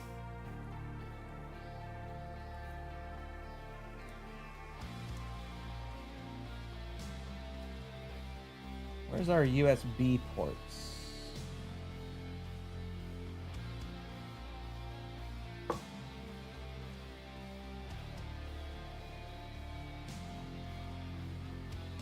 I feel like I was just holding that cable.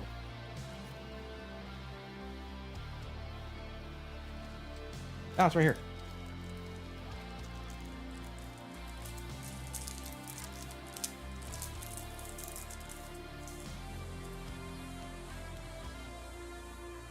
Wow, that's kind of a sloppy looking cable. Look at this. It's got hot glue on it. Excuse my nails, I need to clip my nails. That's freaking hot glue on it. Well, that divides up into two USB Type A, two USB 2.0s. And the connector for that is right somewhere. Where you go? Here, right there. So yeah, small form factor is not for those who are obsessed. Oh, that's HD audio. Where the heck does that go?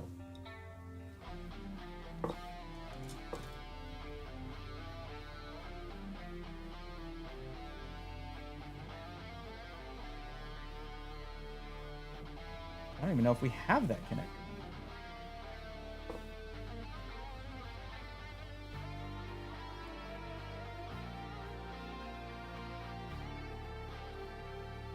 I'd have to look at the manual for the motherboard to find it.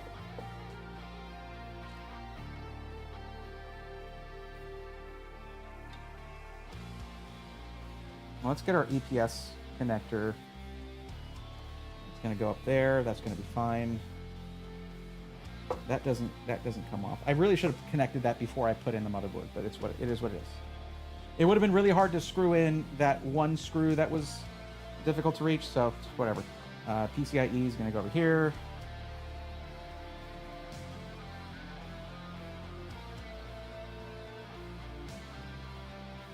More PCIe over here.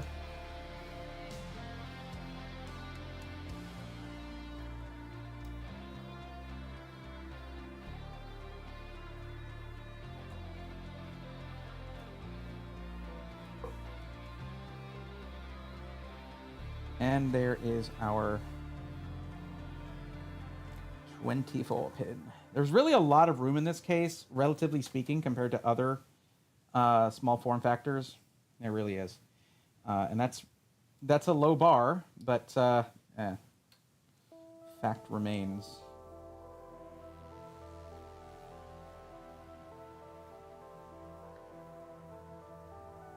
I don't know how I would get this 24 pin out later, because I can't get to the tab to dislodge it, to unclip it.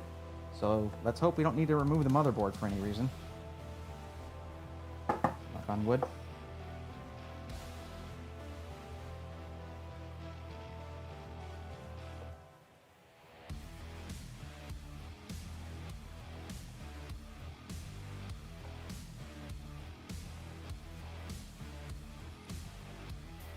There we go. Yeah, I could lift the whole PC with that. That's pretty tight in there. Okay. Okay. I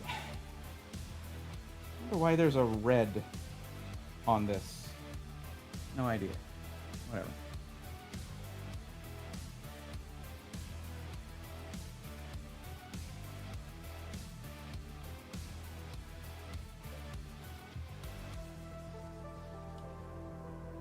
I get the feeling I should have put the cooler on after I had it in the case.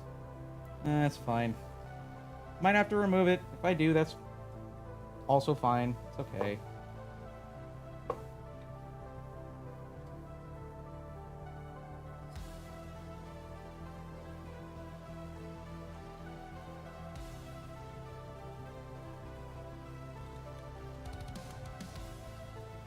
Yeah, I'm gonna do that. We're taking it off, everybody. It's coming off. It's gonna be tough to get it back on there, but...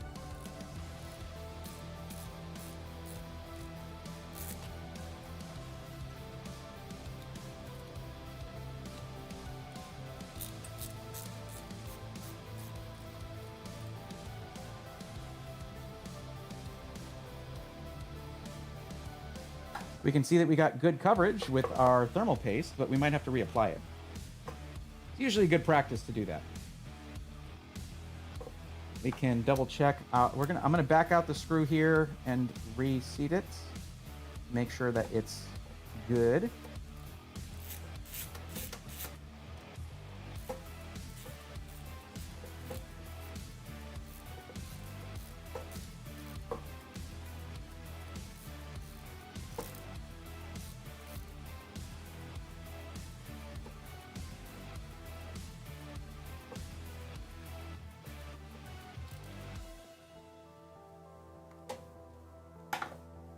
And then we get our APS connector in here.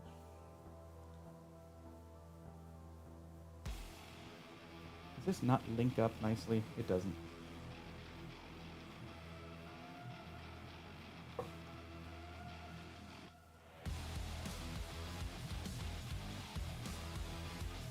All right, chat. Need a vote. Should we reapply thermal paste, or just the fact that I put a ton on there should be fine? Maybe put a dab on there just to make sure. I think it's probably what I should do. 4 a.m. Jugger, what's up? Dude, I built my PC, best thing ever. Love guys like you that teach people how to build PCs and invest in good PC. Your best. Thank you so much. I'm glad to hear it. Congrats. Put that thing in the Rigs channel on the Discord so we can see it. 2 to 3 people that build small form factor never go back to it. I just made that stat up, but it seems true. Cuddlepuff says dab. Yep. Little dab will do it. Sarge. Yep. AB2, good morning. Is it morning? Just a little dab. All right. It's not like we're short on thermal paste, okay? We do have a lot. Hope I get to meet Vince at some point. Maybe next time I go to Computex, I'll reach out to him. That'd be cool. I didn't put a little dab. I put a bunch. Oops.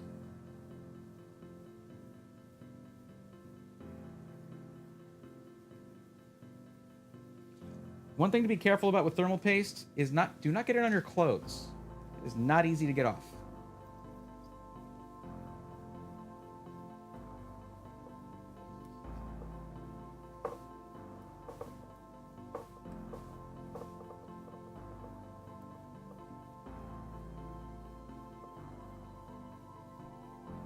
There we go.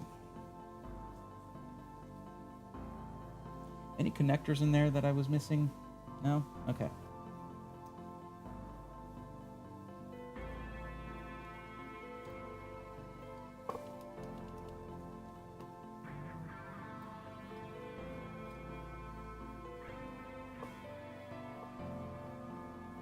That should be spread nice and evenly now.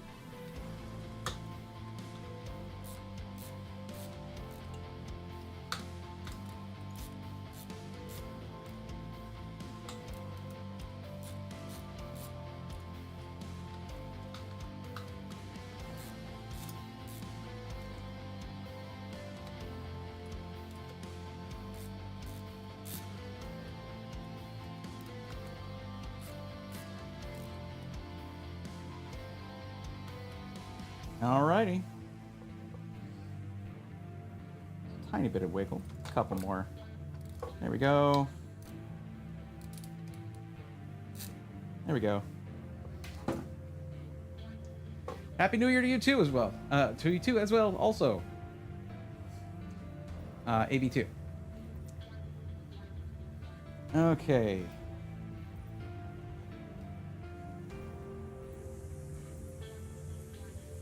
I don't know if this is interference is causing that hiss or what, but it's fine. Now, the cable management here, again, is gonna maybe exist. Hard to say. It's not a huge deal.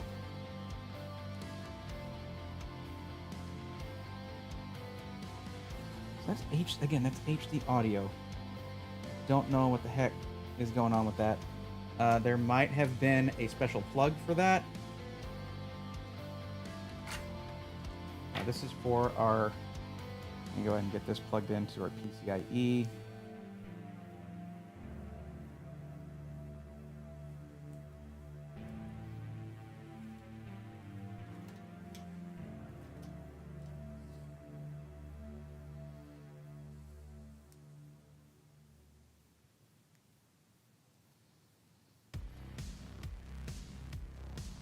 And that's our 12 VH PWR right there. Dunzo. So I'm going to fold these probably. Maybe zip tie that. But no, it can wait. It can wait. Okay.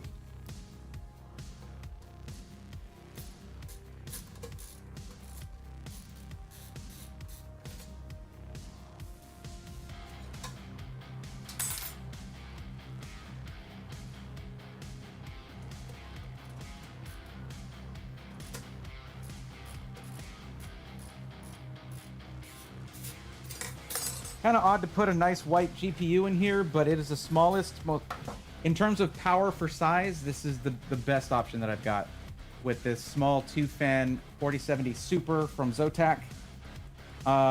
It's going to be a nice contrast, I guess. We'll just go with that. And I don't suppose there's HD audio here. Oh well. Time to put in our GPU and you can't see what I'm doing. There we go.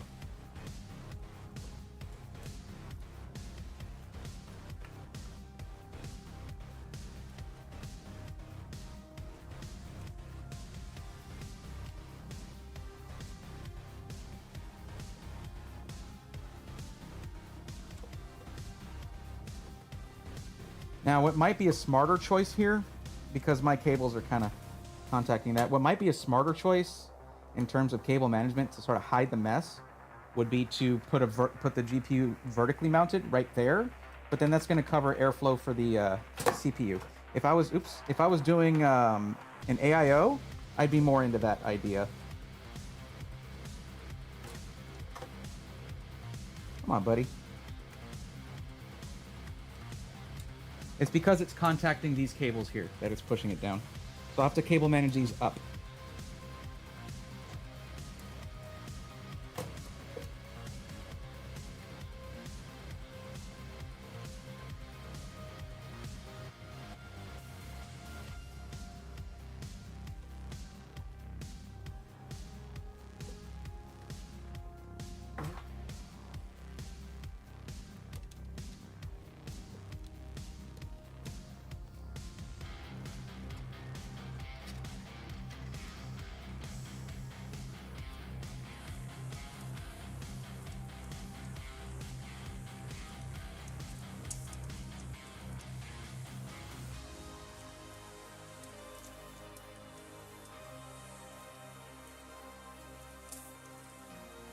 Really difficult to see what I'm doing here. So yeah, for anyone asking whether you should go small form factor for your first PC build, that's a heartfelt no from me. But for those who have done it a couple times, it's a nice challenge. I've built many, many PCs in my lifetime, and it's still a challenge for me.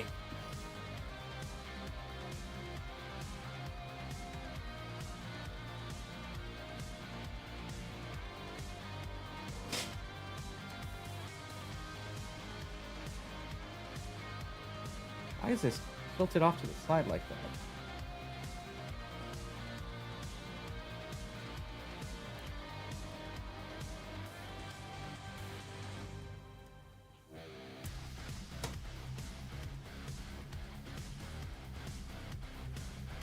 It's not making good contact right here. Heck, I might have to put this in vertical mode.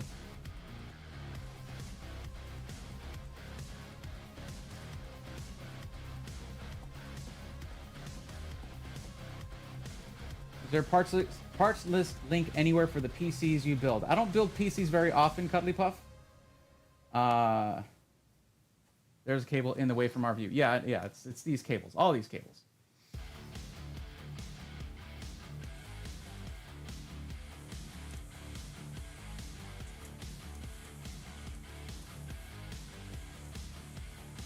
But what I'm talking about is this. See that?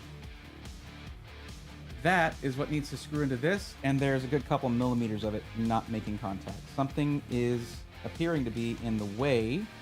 Oh, never mind. I got it, because I just needed to tuck this in a little bit right there. There we go. We got it. Hell yeah. All right. Oh, man. That was finicky as all heck.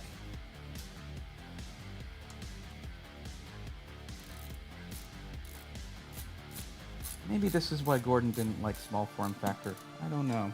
He did explain it thoroughly a couple times, that's for sure.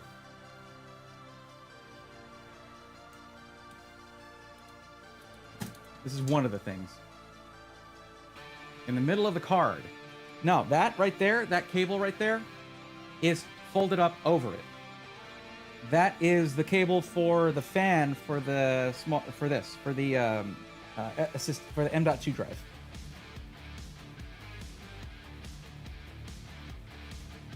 Yep, that's all that is.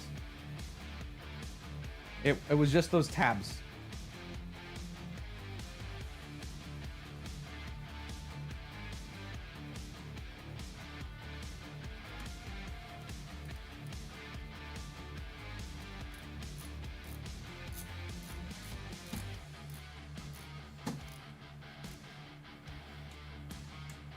I am connecting this thing very thoroughly.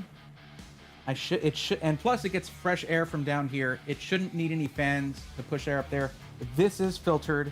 We do have a filter down here that is a magnetic filter that comes off. You see that right there? So I feel really good about this, but you can tell this is being pushed down on by these cables a little bit. So I may need to come back around to this and vertically mount it, but that's going to put it, the vertical mounts, as you can see, are here. So that means the GPU goes there, right in front of our CPU cooler. So what I might need to do actually is swap to a non-SFXL power supply. Hello, I'm over here, buddy. Thank you. To a non-SFXL power supply. That's going to be shorter this way so that the cables don't push on the GPU. I don't need 1,000 watts for this. So that's probably what I'll end up doing.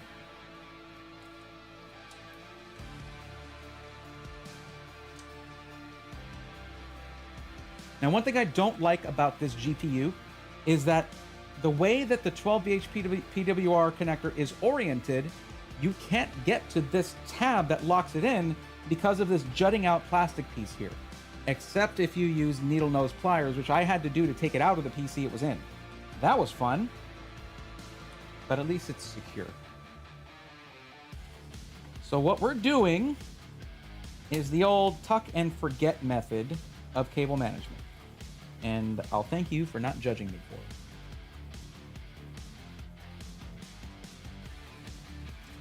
I'll probably put some zip Velcro straps on that just to keep it all together.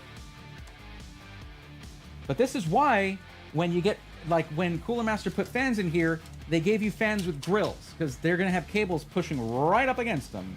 And that is very normal in small form factor.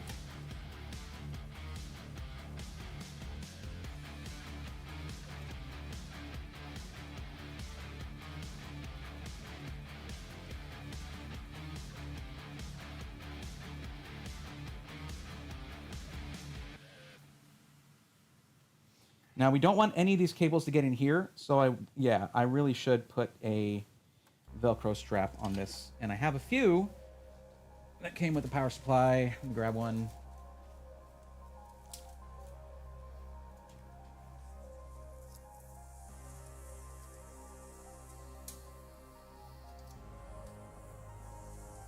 Actually, it'd be best if I put this on so I can pull that cable as much as possible.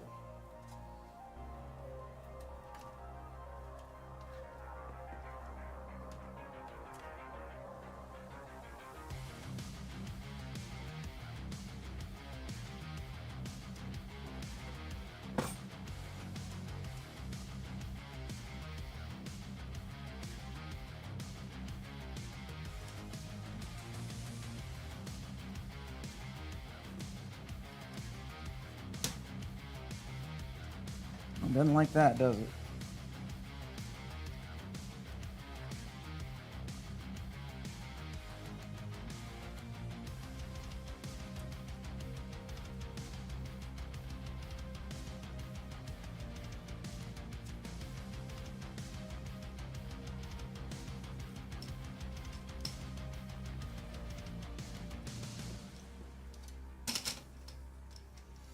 It's this 8-pin EPS cable. Getting in the way.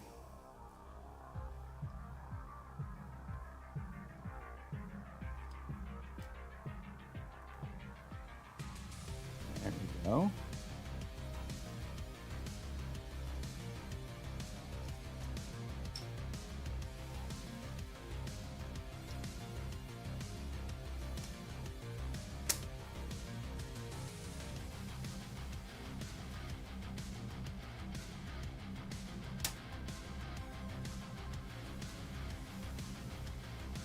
Oh, is it the power supply getting in the way of that?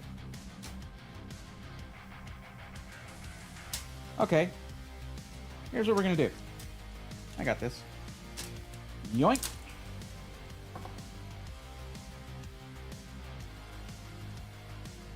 Exhaust right above the CPU cooler.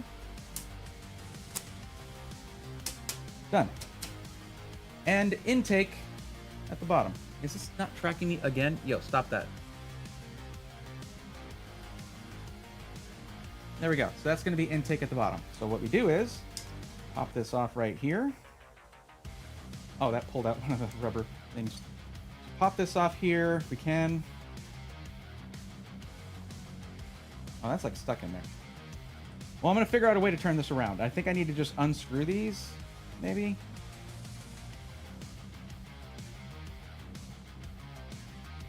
There's got to be a way to take those off. Yeah, there is. I don't have to unscrew them. Never mind. Don't listen to me. They like to click back in, which is annoying.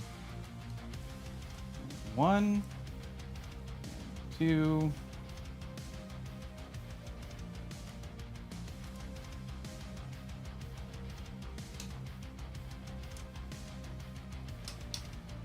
Three and 4. This is going to go under the GPU, if I can do it. I'll see if I can manage that.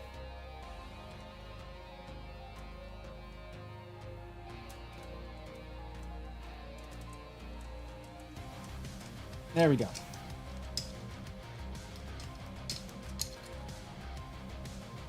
Now, under the GPU, it actually shouldn't even need a grill. That should be fine. So it's going to be intake for the GPU under there. Oh, oops. Need to unplug it.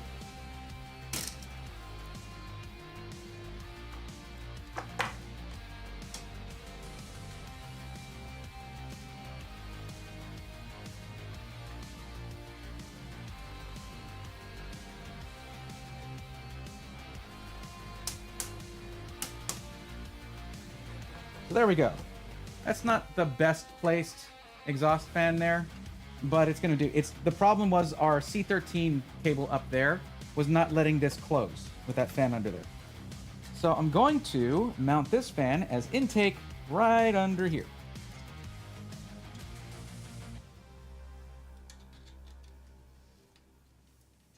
Just to be an extra intake for that GPU, if it will fit. And it barely will. Absolutely. Okay. Sweet. This thing's almost done. Just need some fan screws here.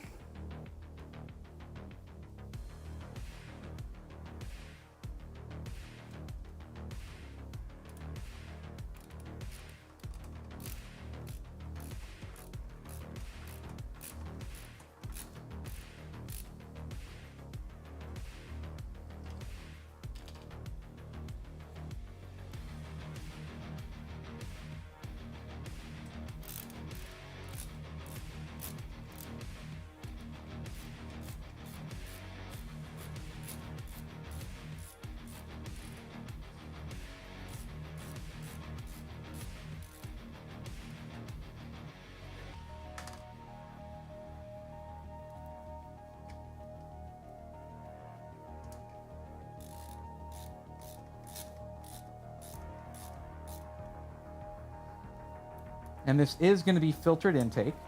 That's nice. And that's going to just push air directly into the fans for the GPU. We're going to have great GPU temps on this thing. There we go. Filter back on. Now I can connect this. So that fan is connected. And then we can get this thing all strapped in. Wherever I put that. Where did I put that? Oh, it's in here.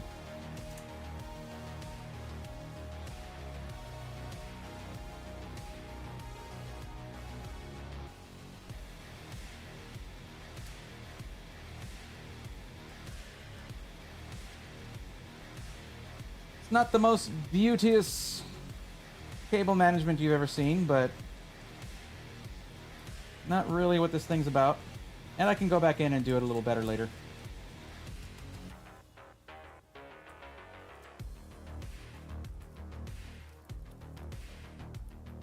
Red one for lights, perchance? No, it's another PWM connector. It's another 4-pin. Yeah. It's like any other fan connector. These don't have RGB LEDs in them. All things considered, like other than this, which I need to clean up a little bit, pretty good build. Pretty nice nice build in there. Not too shabby. Power supply is on. Good. and plugged into the back here. Check out the I/O. Really decently lined up to that. I mean, it's a pre-installed I/O shield. It's not perfectly centered, but it's not bad. I mean, this is in all 4 of the screws perfectly lined up. That's just how the tolerances are for the case. But there's our GPU. Everything's looking nice and tidy. I use that word with a grain of salt, but okay.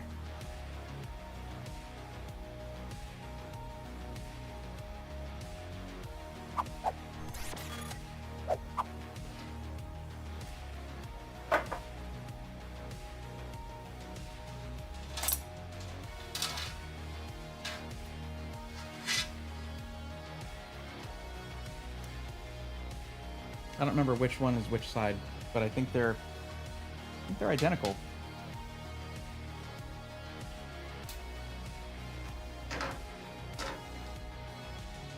Now, the one thing I'm not going to do, because I'm taking this traveling, I'm not going to use I think there's glass in a thing right there. Yeah, there's a glass panel. I'm not going to use that because it's tempered glass. It could break.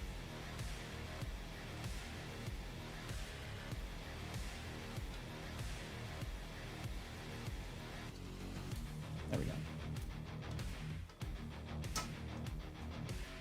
Oh, we don't close that panel. That's bad juju. Close the other panel.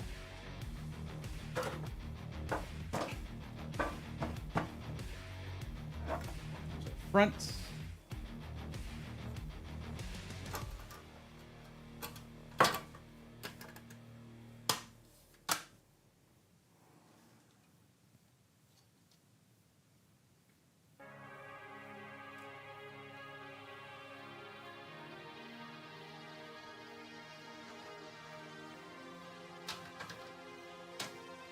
And our right side panel. This thing did get a little heavy, didn't it? Yeah. Well, this should fit into my carry-on Pelican case, which I have a really good foam for. And there's not really a weight limit on carry-ons. And it has nice wheels. It's the Air Pelican case. It's really nice, which does fit into overhead compartments.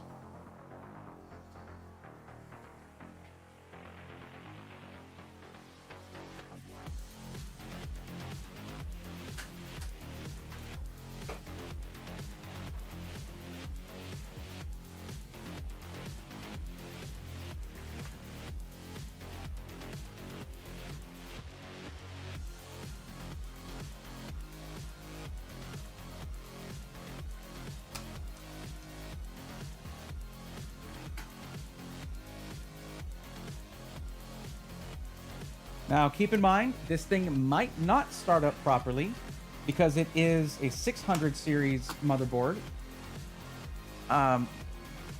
B650i, and we have a 9800X3D in here. And the other side of it is that, so yeah, I might need to do a BIOS update for the ITX motherboard. And I don't know, that's it. That should, if there's any problem, that should be it.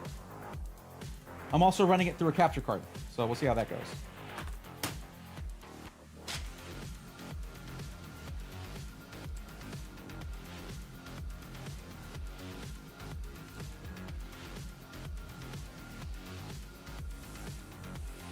Also, I need to install Windows, which I have right here, ready to go. But I'm not going to do that yet. I'm going to see if I can get the RAM overclocked first and lower the wattage of the CPU.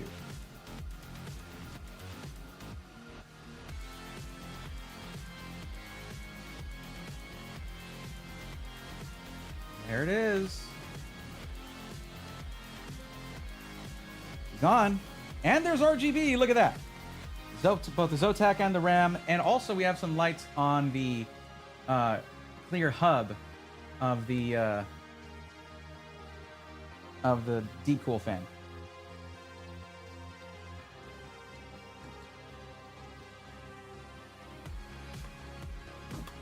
So it powered up and the fans are spinning. Yeah. Nice. Thank you, Tech Grant. Appreciate that.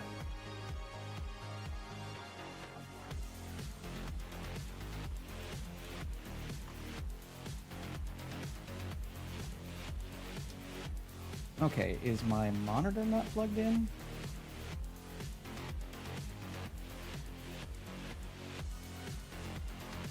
No, it's plugged in.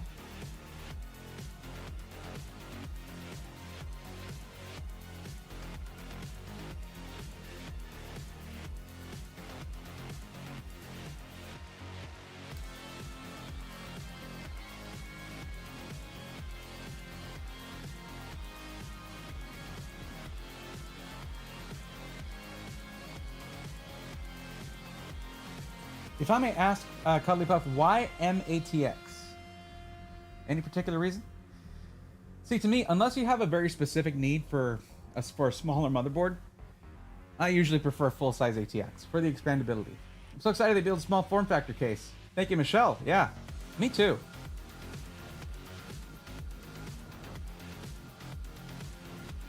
I haven't actually tested this thing inside my Pelican case. I should. I don't know if I'm gonna be putting it in, if I would be willing to put it into a checked bag, but I do have a large Pelican case that I can put it into. Plenty of foam for it. Then I can take a regular size monitor too, which is a bit excessive, but like this thing maybe deserves it. If it would just display, I'm gonna try bypassing my capture card.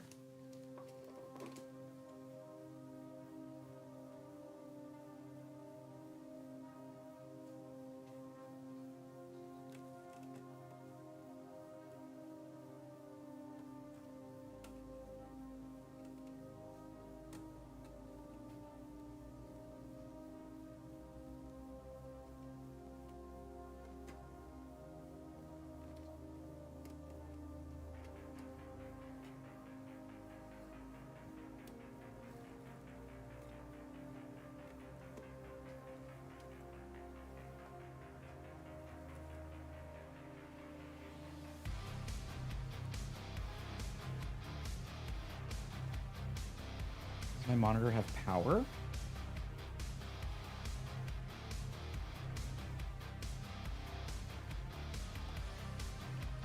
Oh, it doesn't. Okay.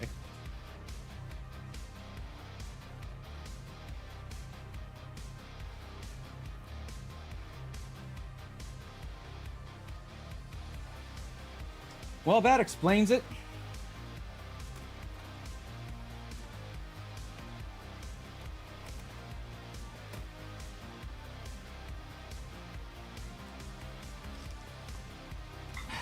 Too much mess here. Drive me crazy.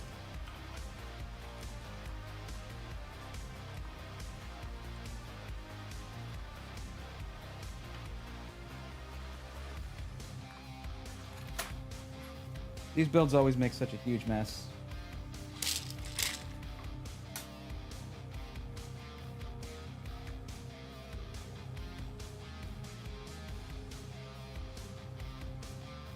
I guess I had to grab that power cable for some reason. Because the power supply for the monitor connects with a standard C13 power cable, and I must have needed that for something.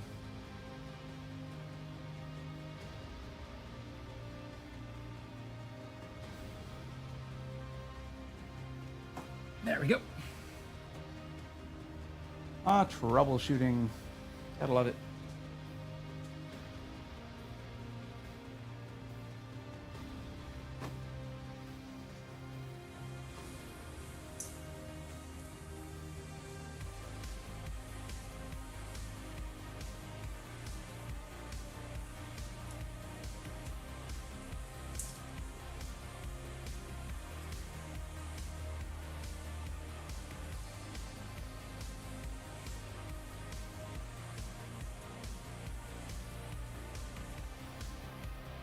That's right, Orc Chaos. That's what it takes.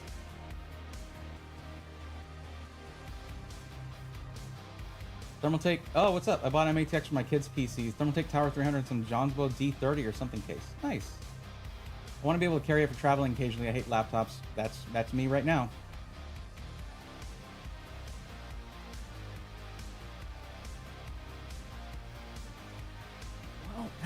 seem to do the trick.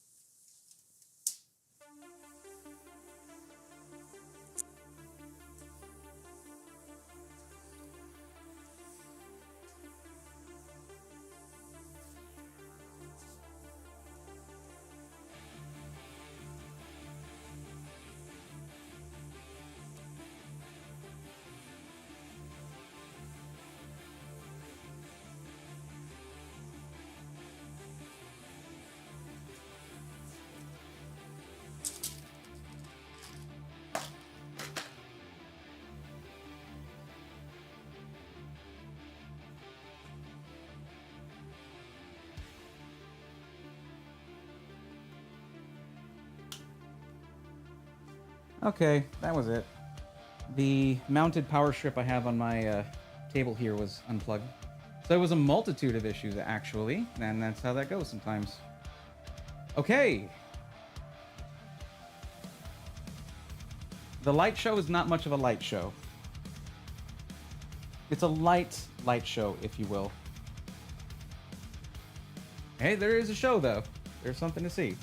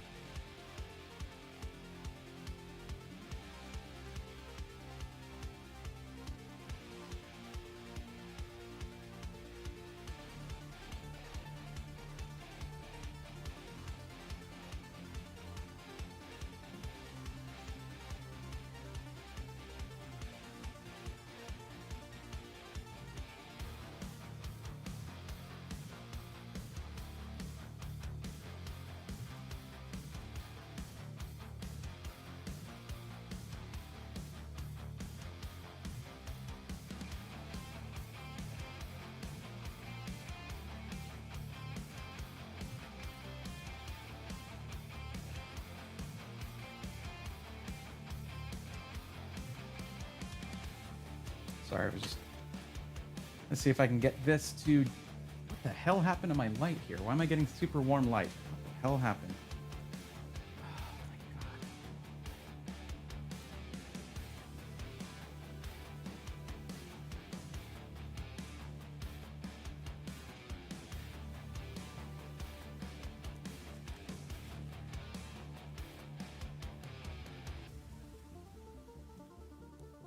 It was sitting on the button that adjusts the temperature of the light.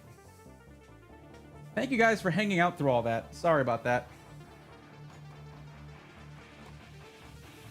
Okay, let's see.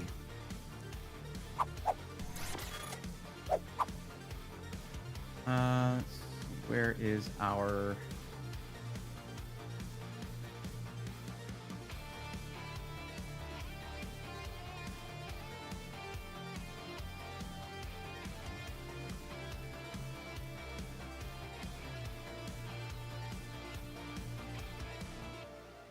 Okay.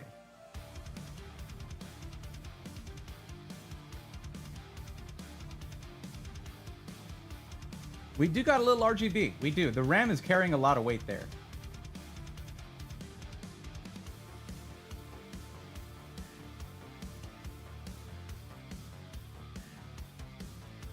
There it is.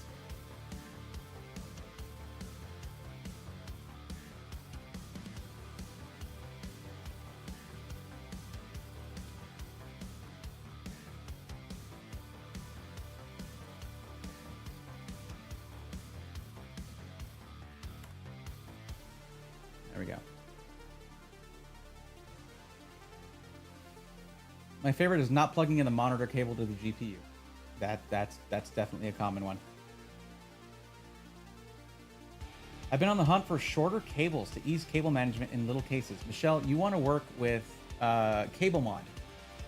And usually it helps to stick with power supplies that they work with, but you can send them specific measurements for your cables.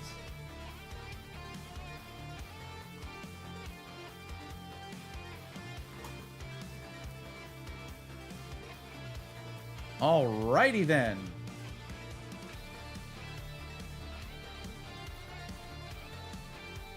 Oh, this should have been an expo kit, but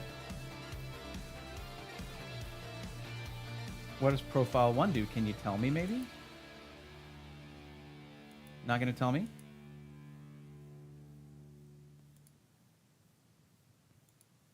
I did think this was an expo kit, but I suppose I was wrong on that. I have an expo kit that I can switch to if need be. That's 48. Well, it just keeps going with 48. All right, we'll try XMP1. Okay. We're going to go ahead and go to... Oh, F7's usually gets out of easy mode, but no, that's... All right.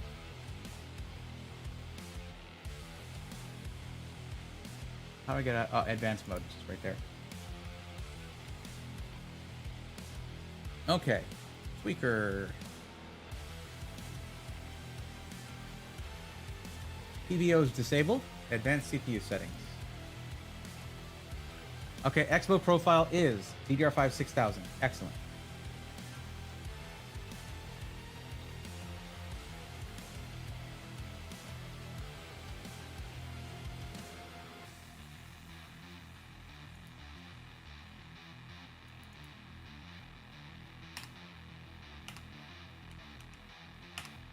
There we go.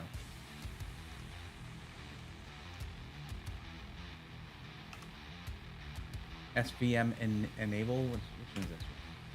I just want to. SMT mode is auto. That's fine. Actually, don't know how to adjust this for eco mode.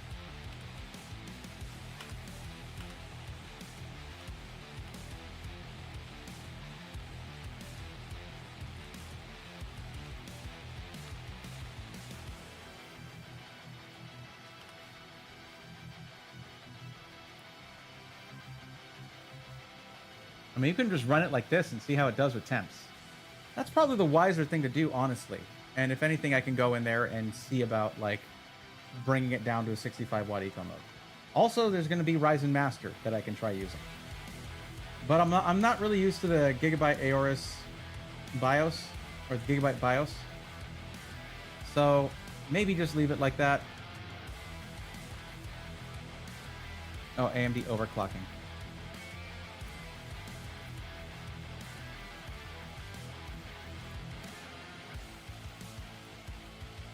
Want to disable PBO.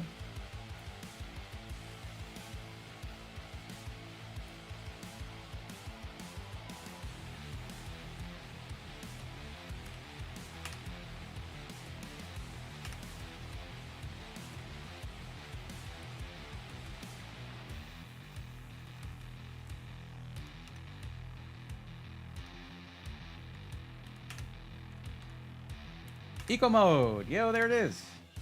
65 watts! We got it! Alright, we're gonna leave it like that. If CableMod has a listing for your case, it might already have those measurements. True. Exactly. Or Chaos is correct. You saw it right up there. If you're using cases and power supplies that they have listed, they're already gonna have all the specs needed. Alright, we're leaving it like this.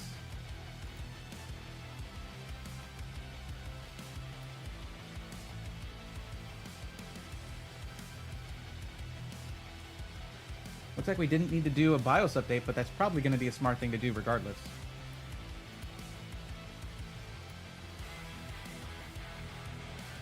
Just a hint of RGB. Keep it classy. Just lets you know it's on.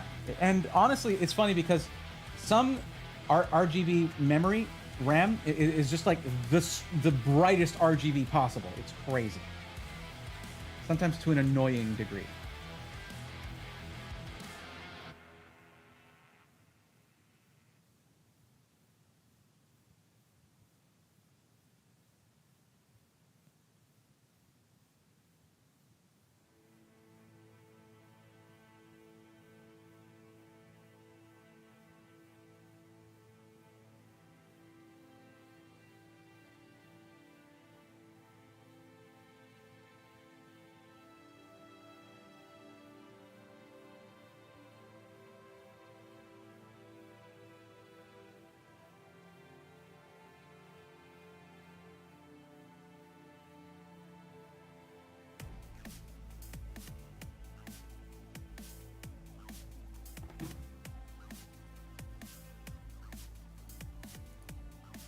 English World should help remove some of the bloatware.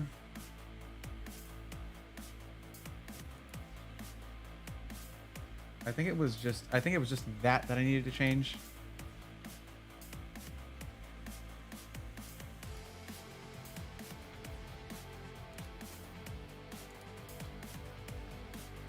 Okay, we're gonna put that in later.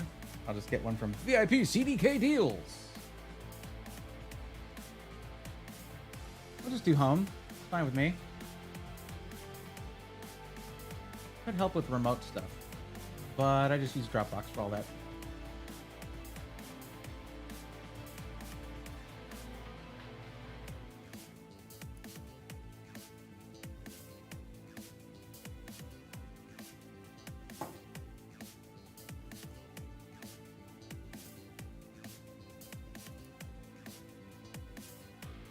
.6 TB. Create partition.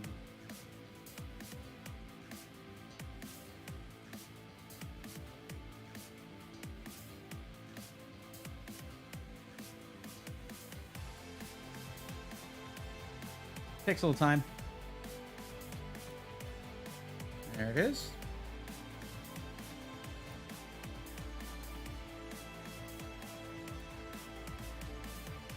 All right, now we have a little bit of a weight on our hands. Boy, I'm getting flashbacks to the 11-hour stream that I did for the Skytech systems. I got an excuse though. I don't have maybe I should just have a Windows image. Like, honestly, I was tempted to put in Tiny 11 on this, and I probably should have done that, but it's fine.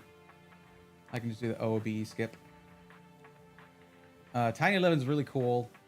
You use a tool called Rufus to create an ISO for that, and you can basically tell it just make a local account. You could even bake the local account credentials into it already, so it's already there. All bloatware's out of there. It's just the most lean version of Windows Windows 11 that you could possibly install. And I have that on Streamripper.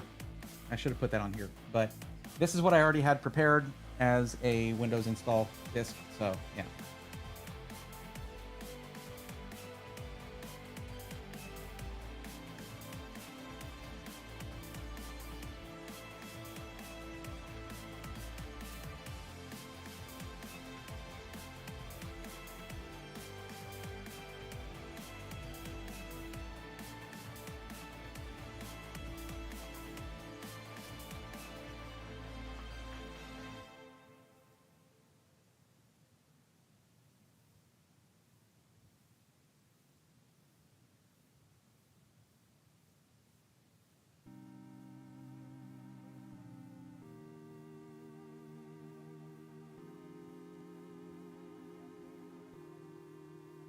This might take a while, it says. How about we just go back over here? Hi, everybody. How are you doing? I hope that you guys are looking forward to the coverage of CES, because I am enlisting the help of a great editor for it who may become the editor for the channel. That's what I'm thinking of doing. I just need to make sure that, because they're a professional editor. Cuddles is great because Cuddles could sit through 4 hours of me streaming like this and make a video out of that. 5 hours, 6 hours of me streaming and make a video out of that. That's something I couldn't even do. I couldn't look at myself and listen to myself for that long, but he was amazing at that. He was great at doing the just taking long recordings that I did and turning them into videos. I would go in and do the polishing and effects, audio editing, things like that, just to get the audio tightened up. But Cuddles did it as a side thing. He had a full-time job other than that. He did machining and stuff. But the person that I'm hoping to bring on is a professional editor, and I want to be able to pay them as a professional editor. Cuddles basically got most of the ad revenue we got, things like that. I paid Cuddles for what he did, of course. But it is a different ball game when you have a professional editor you're bringing on, and better editor than I am, put it that way. And I mean, I'm an amateur editor too. So it is a difficult thing to look at that and be like, okay, like this is gonna up the quality of the videos. And this is Onware. You've seen Onware probably in Twitch chat a few times. It might be lurking right now. But really, really great editor. Really does things that I don't know how to do, basically. And that's going to help with things like pre-built, rebuilt. But for something like this, they're already, you know, he's already been grabbing some of the B-roll that CES provides to do like a little intro to have in there, to add into the videos, just have it there ready to go. It's just nice to see stuff like that. And I'm really looking forward to that. The content should be really good. But I hope that you guys are looking forward to actually watching the content from CES, because historically my event coverage doesn't do very well. But I've been told by people from various companies that I've covered there, yeah, event coverage doesn't do well. I just want to be there and get the content out while I'm there. Because once I come back, I am burnt out, exhausted. And I can't sit in front of my PC. I have chronic fatigue syndrome. And chronic fatigue syndrome means that, you know how you're exhausted and you come back from a vacation and you need a vacation from your vacation? That times 10 for anyone with chronic fatigue syndrome when they go outside their normal scope of energy usage, basically. So I want to get as much of it out while I'm there.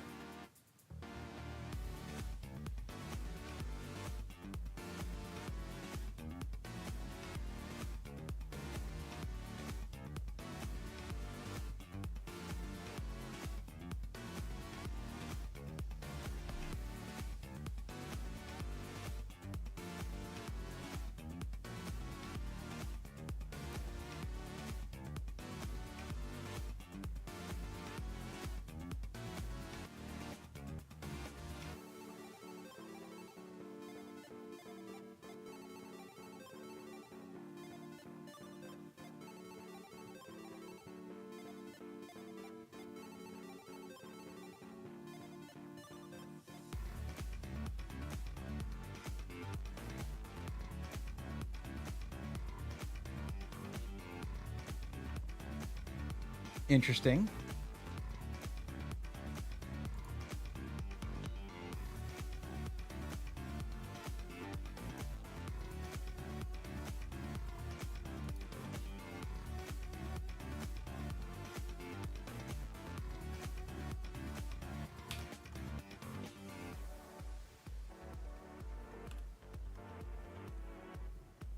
So you do Shift F10, and then you have to click on this so that it is selected.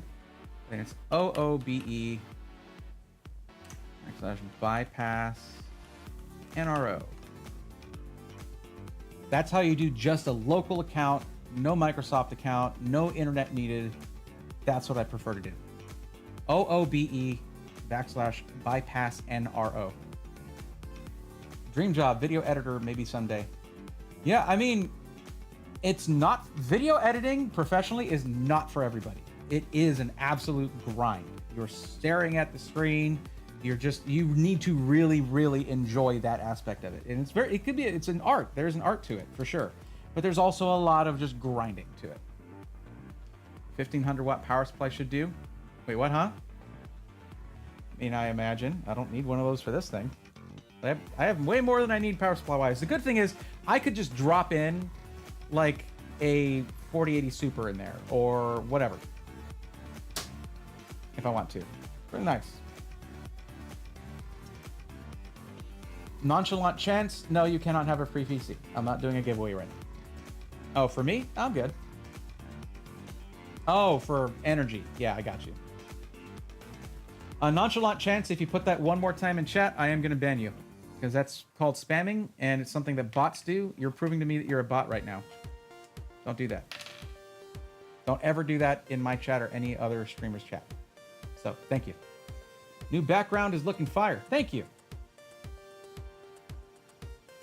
You dodged a bullet there. I'm proud of you.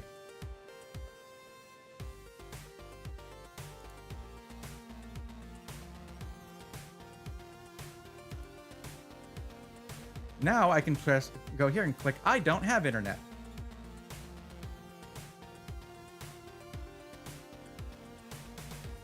What should we call this thing?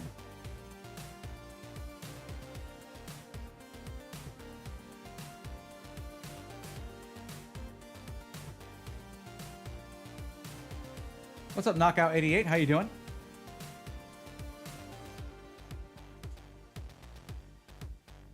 Just checking. Making sure this thing is watching you, camera.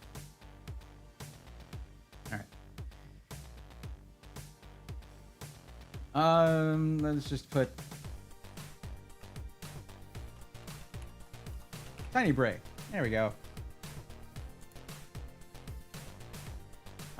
I'm just gonna set that later.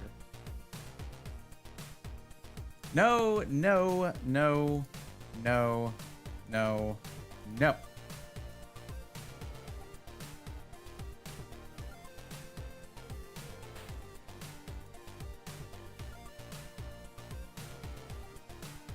I don't recommend setting up without a password. I know how to go in and add one later. LBD. Doing well, man. Hope y'all had a pleasant holiday season. I did. You know, had its ups and downs for sure. I hope you did too. Broga, I was close to that. I went Tiny Bray instead of Mini Thorn. I think yours is better, but what can I do?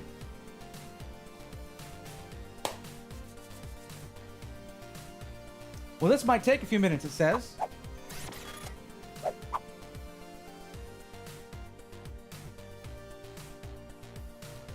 I really do like, you mentioned the new background. I really do like having the, it's a little wonky with some of the tools up there, but I really like having the purple pegboard up there. It was just going to waste in the garage, but then putting the Govee light strip around it. It is on its lowest setting. I could crank that light strip up. Let's crank it. Let me see what it looks like on camera. Oh, look at that. Okay, already done with that, but let me still do this. Hold on.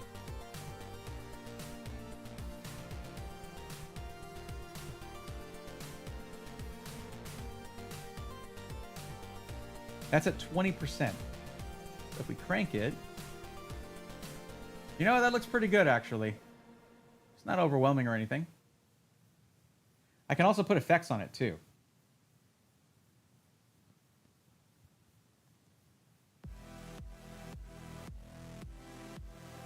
It's pretty subtle, but I can put the speed up. No, okay, that's actually.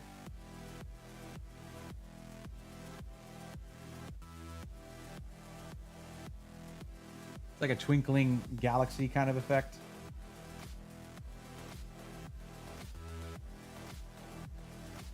There's just the rainbow style. You know what? That's pretty sick. Let's roll that for a little bit. Where this thing is lacking a little bit in RGB, our background won't. How about that?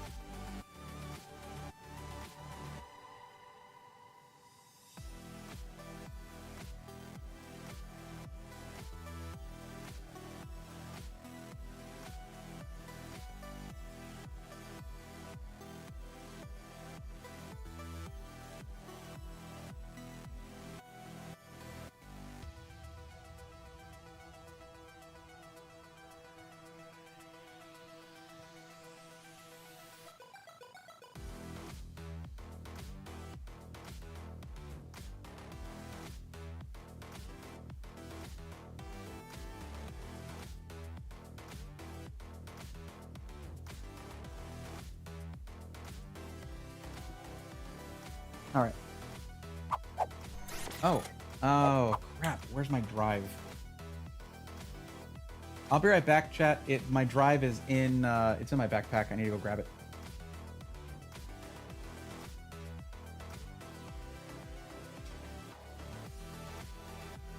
Stop following me, camera. Stop following me.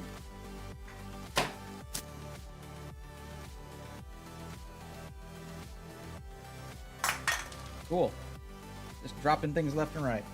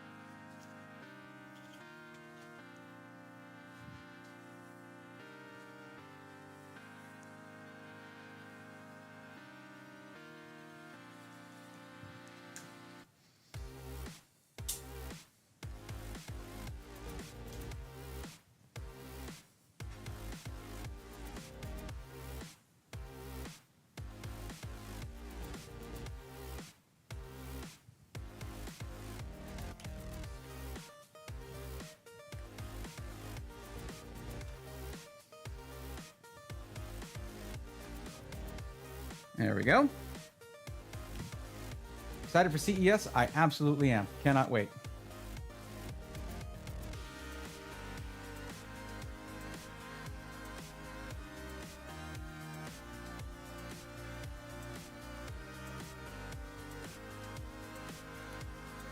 Look at how lean this is, though. Love it. None of that bloatware in there because I went with, for the language, English World. It does tend to help. But we need to clean up this taskbar here, so I like to go to taskbar settings. Gigabyte Control Center. I think I can...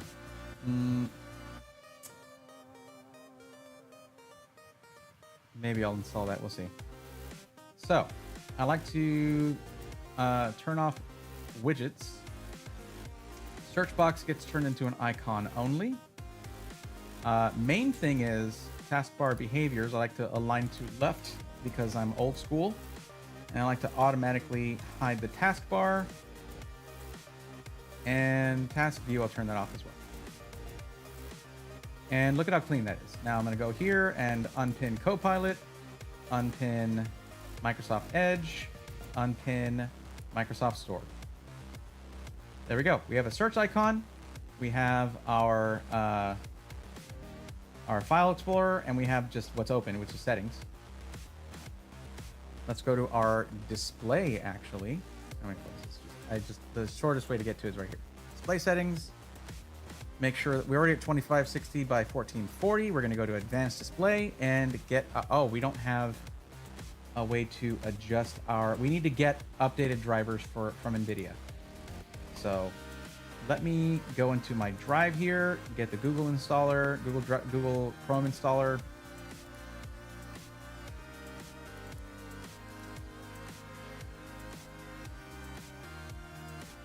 So let's just go ahead and copy the whole... Oh, I have the NVIDIA app thing right here.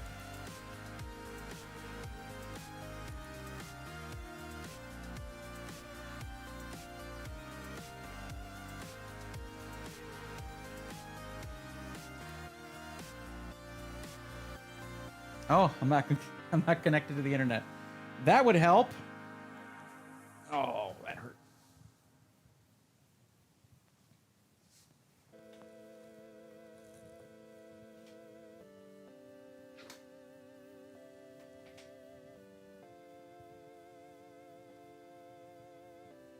There we go.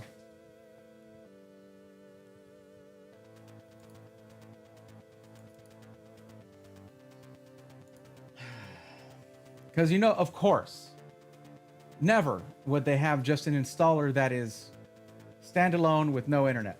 No way. Why would they ever do that? But I do like the NVIDIA app. As long as you turn off the overlay, it should not affect your shouldn't affect your frame rates. If you want to have it as clean as possible and not have it affect your system performance at all, just download your actual drivers for your actual GPU and install those. But I haven't personally had any serious issues with the NVIDIA app itself.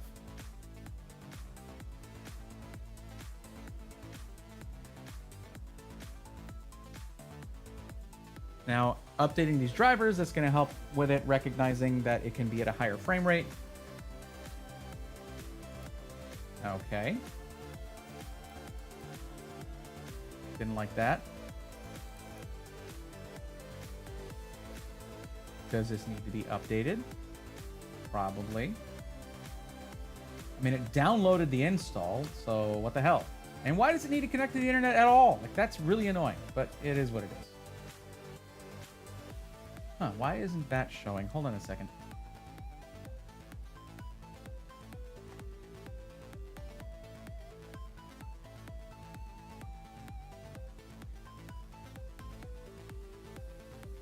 Ah, that's why.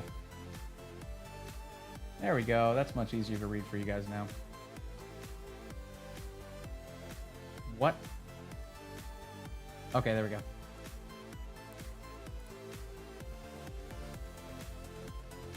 Should I go for the studio driver? Nah, I've been fine with Game Ready. No, I'm not going to have it optimized. I'm just going to turn off all the extra stuff. No overlay. Express installation. There's no previous settings. It doesn't matter.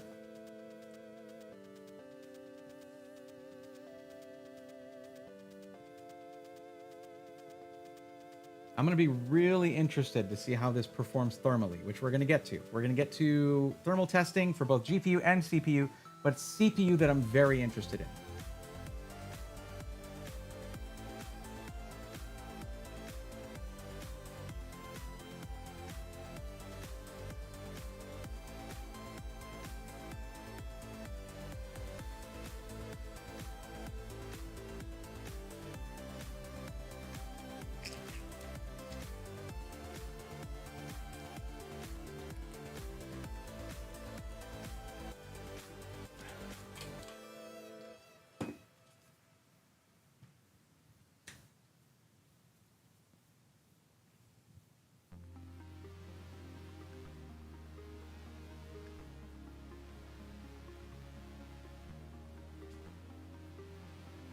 I will never not get a kick out of this. Now, what would be interesting to find out is the way that this thing is tracking me and the movements that it makes. It would be interesting to see if there'd be a way to harness whatever is in the code that's like tracking movement and have it spit out its movements in some kind of code that could be integrated, some kind of data that could be integrated into a virtual production kind of thing. If I was using Motion Studio or something with a 3D environment kind of thing, that'd be really cool. But probably not for a camera like this. You probably need a more sophisticated rig for that. Okay, all that stuff was installed, good to go. Now check this out. We go to display settings and advanced display. Now we can change it from 60 Hertz up to 144. That's my capture card's limit for 1440p. Alrighty then. That's done. You know, I'm going to move this to documents. Let's copy that, see what the data transfer is like. Not bad. Once it gets to smaller files, of course, it's going to slow down, but, you know, it had a good run for a bit.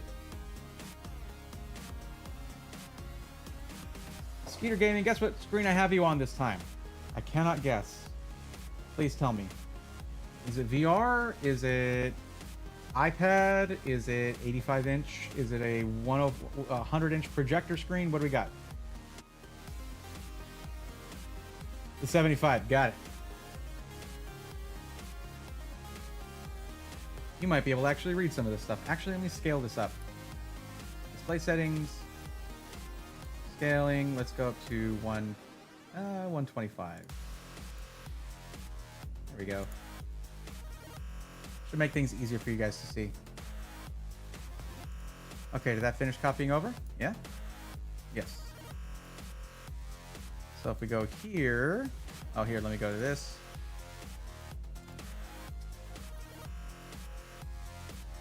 There we go. Much better.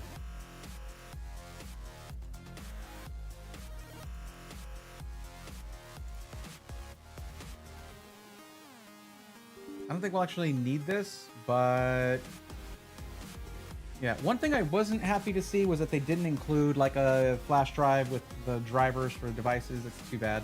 I have seen that in some motherboards, but what are you gonna do? Don't sign in. Set as default, yeah. Set default. Look at all these things it doesn't set to default. Look at that, you dirt bags.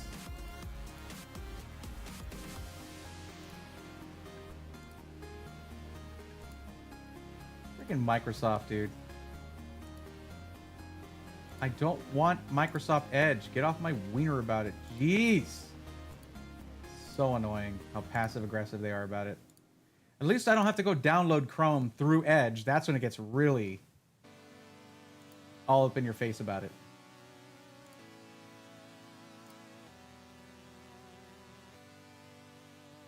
Okay, hardware info 64. Let's get that in there.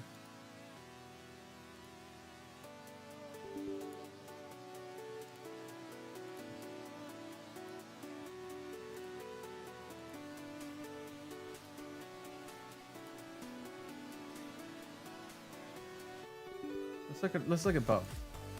Well, let's look at our system summary.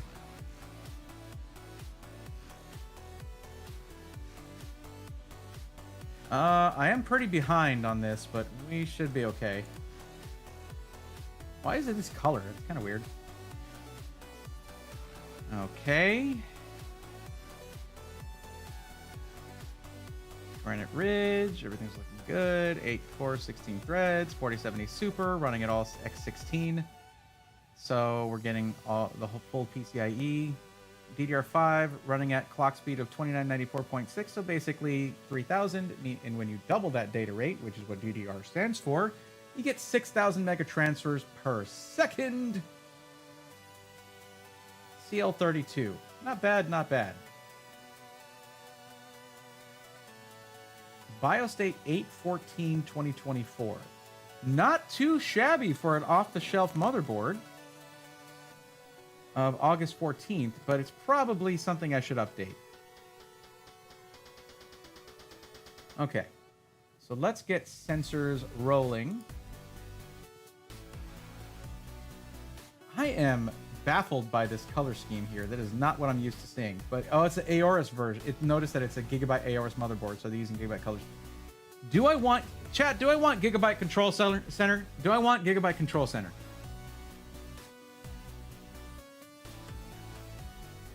Big Bray time. I mean, I'm not really leveraging that. Here you go.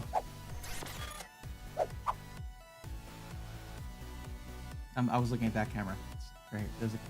The other camera is like right out of shot here, but actually, can you see it when I... Hey, you can kind of see it. It's right there. There it is.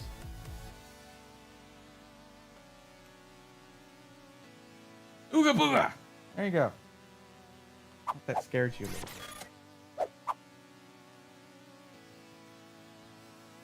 Now, the reason I would get Control Center is because it would automatically download all my drivers for like, you know, Ethernet and just all the little things, Wi-Fi, all that good stuff. But I can just go manually do that if anything's not working.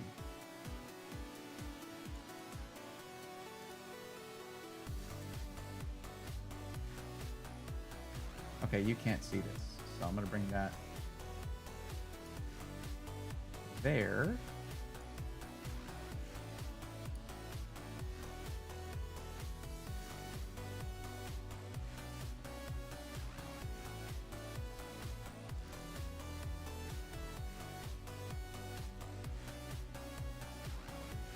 CPU package power maximum has been 49 watts. I love this. Okay.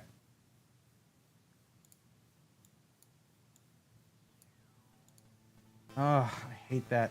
I hate that so much.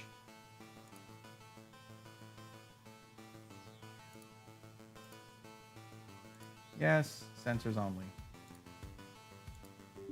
Please keep it in the same spot that I had it. Thank you.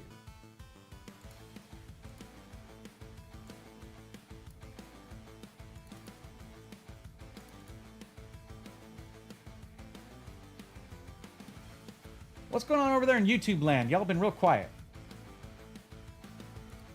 How are y'all doing? Are you ready for this? Are you looking forward to this? Seeing how a 9800X3D does on a small cooler in 65 watt eco mode? That's exciting to me. Like, I'm excited for this. I don't know how y'all feel about it.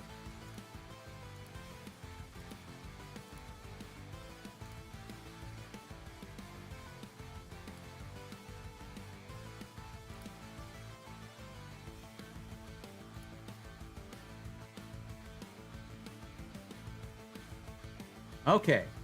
Well, CPU package power has maxed out at 87 watts. That's not what we wanted, is it? Here, I can actually do this real quick. No, that's not what I meant to do. There we go.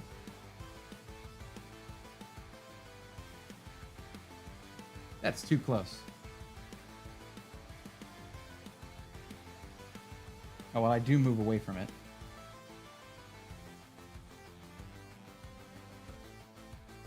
But we're looking at our temperatures, though.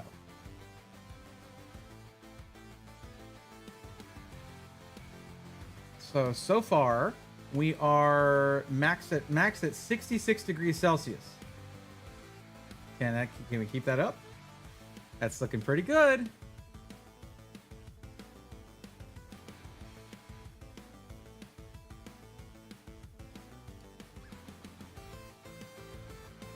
We're at 100% core usage across the board.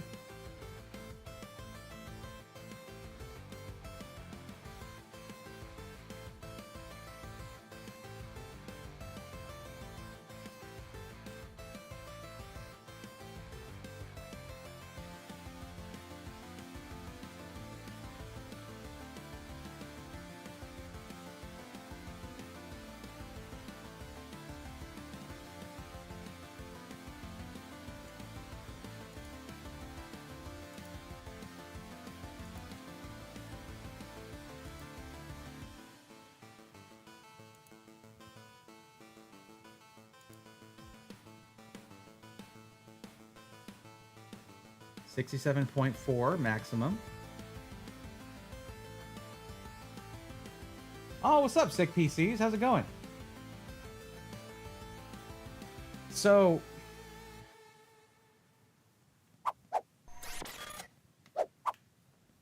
this is it right here. What I have in here, this is a Cooler Master NR200P. And it's the V1, it's not V2. But I have a 9800X3D in here. And what I'm using is for cooling that CPU. I'm going to throw that box. But basically, it's a low profile. Wait, I'm over here. A low profile, deep cool cooler with a slim fan and everything. And we're running it in 65 watt eco mode. Although it has gotten higher than 65 watts. But this is meant to be a little travel PC, basically. It's a little big for a travel PC, but I mean, it's still a small form factor. And the numbers we're getting are looking pretty good. It is maxed out at 67.8 degrees Celsius. Also, this thing's got a 4070 Super in it. 32 gigs DDR5 6000. 4 terabyte Kingston Fury Renegade drive.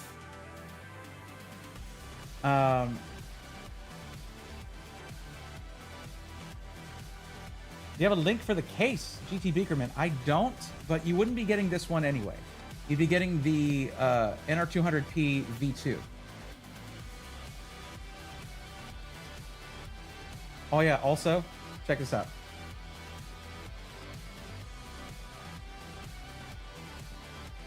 Huh?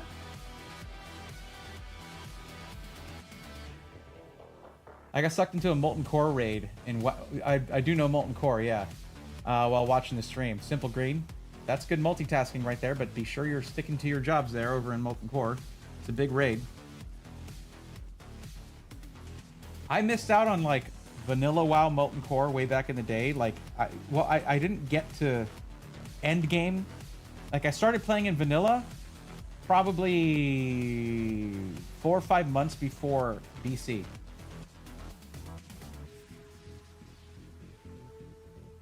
Thank you, thank you. Maximum temperature so far still 67.9 degrees Celsius. I cannot believe we're running a 9800 X3D with this tiny cooler. God, the thermal efficiency on this CPU is ridiculous. I cannot wait to see how a 9950 X3D runs in eco mode. Like, it's gonna be nuts. I swear, I'm gonna straight up take this thing right over to AMD and be like, hey, let me throw one in here. Let's go. That would be fun content for like a travel PC.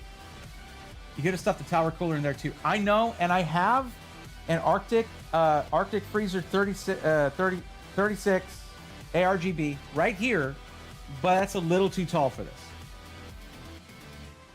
What thermal paste do you use?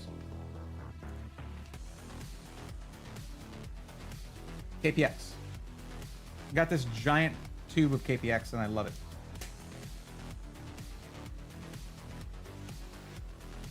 It was like $50 for that tube of KPX, which in the long run for 50 grams is really not bad. It's like $1 per gram, which is a lot cheaper than a 1 gram tube of KPX. Freezer 36 is so good. It is. And it might have fit in here. I didn't really try. Maybe. I think it's too tall. Would have been able to run PBO 120 watt. Probably. I'm gonna see if I can. I don't think I have time to order another one. Gotta go, my friend. Have a prosperous New Year, all. You got it, Sarge Marine. Happy New Year to you.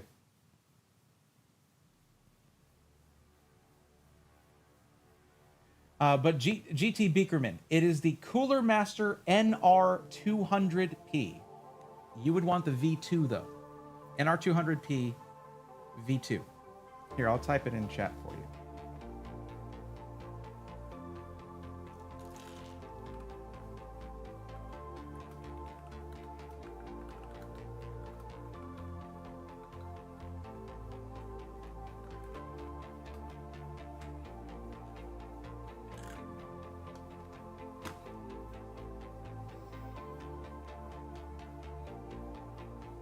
Yeah, we're still 68.2 was the maximum. We're averaging 66.7 degrees Celsius.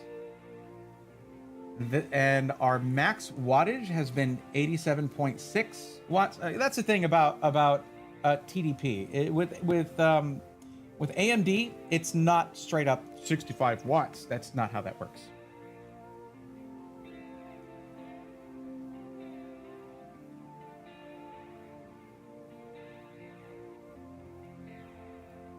So, Mikey, I know we talked about this, but did you end up planning to send anybody out to check out CES? We talked about it a couple months back, or a month and a half back. When was that? When did we talk about that?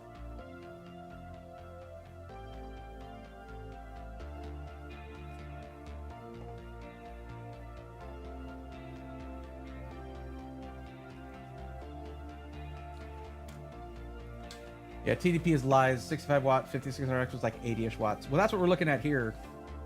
So, yeah. It's like Volkswagen miles per gallon ratings.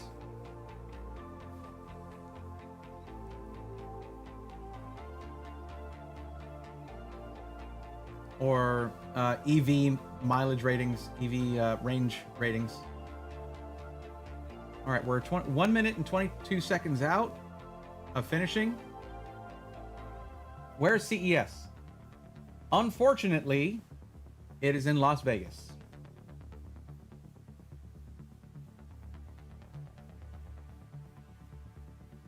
With apologies to any Nevada locals, I'm not a big fan of Vegas. We may get one person out there still on the fence. I won't be able to go this year, unfortunately. Well, I gotta say, I think registration has closed, so, but they might be still allowing it. I don't know. I registered in November.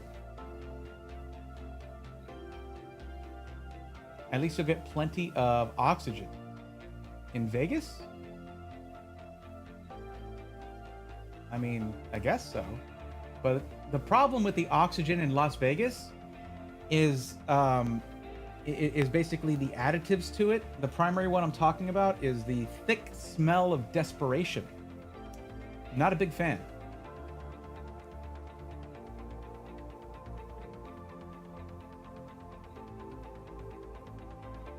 They pump O2? Ah, okay. All right, 4 seconds left, and our max temperature was 68.5 degrees Celsius. Ladies and gentlemen, we have a computer. Very, very nice. I already know that our GPU temps are going to be stellar. I mean, we actually added in an intake fan literally millimeters away from the fan shroud of the 4070 Super. This thing is going to be amazing for temps.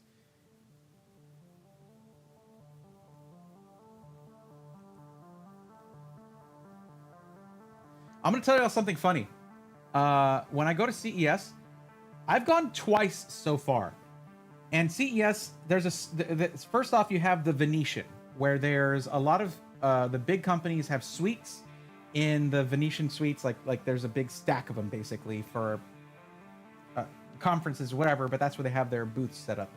And then there's the whole expo area at the Venetian, which is where a lot of the companies I look at are. And then you have the Las Vegas Convention Center. In the 2 years I have gone to CES, I've never needed to go. So I've never made it out to the convention center.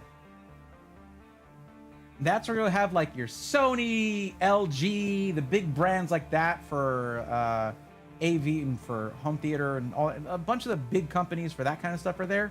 I never make it out there, but I'm going to try to this year. But all the computer stuff is usually at the Venetian. The cooler cools. Indeed it does. I'm just going to go ahead and, again, just pour one out for a deep cool. Because, God, they made good products. They made stellar products. Okay. And our scoring is decent. I mean, this is not a Cinebench monster for sure, the 9800 X3D. Especially at 65 watt eco mode. So now we're going to go ahead and install Firmark and basically shove as much power as possible into the GPU and see what it does with that temperature wise.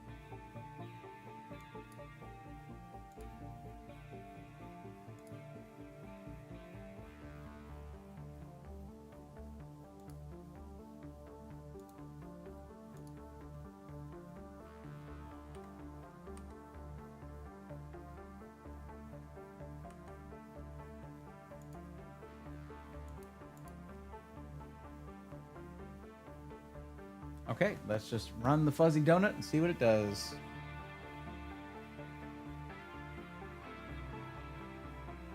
I'll tell you this, Mikey. Having gone to Computex, I 100% prefer Computex.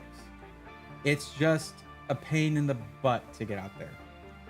I mean, you need to make sure you have your whole passport situation set up, and it's expensive. But if you book for Computex early, it can sometimes be cheaper than, well, it's cheaper than booking for CES late. So that's something to consider. But the benefit of going to CES as a system integrator is really setting up meetings with vendors, things like that, with AIBs, all that kind of stuff, building those relationships, because there's just always going to be it's always going to be better to meet in person for that kind of thing. Always, always, always.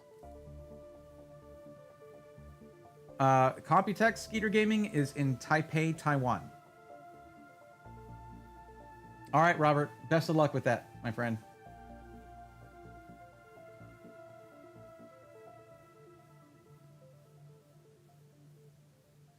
One thing I do like about having built a small form factor, everything being smaller and lighter. During the trip that I took with Ari for her birthday, between Christmas and New Year's, I hurt my back, my lower back, and I had to stay off my feet for a little bit. And once we got back, it was fine while we were there, but once we got back home, it was. And when I was starting to clean up in here for this, I was like, "Oof, okay, let's make it it's a mess in here. It's a big mess in here because my back is killing me." Well, it's better than it was yesterday and the day before. So I'm recovering, and I need to recover before CES for sure. But I'm getting there. Yeah, Skeeter, I got to tell you, Taipei is one of my favorite cities in the world now. I love that place. The food, the people, it was amazing. It was just awesome there.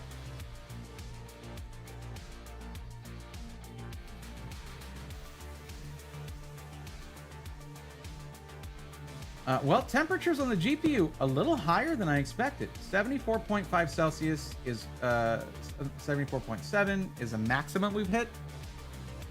Let me see if it states that the CPU has throttled it all. The thermal limit is 84 degrees Celsius.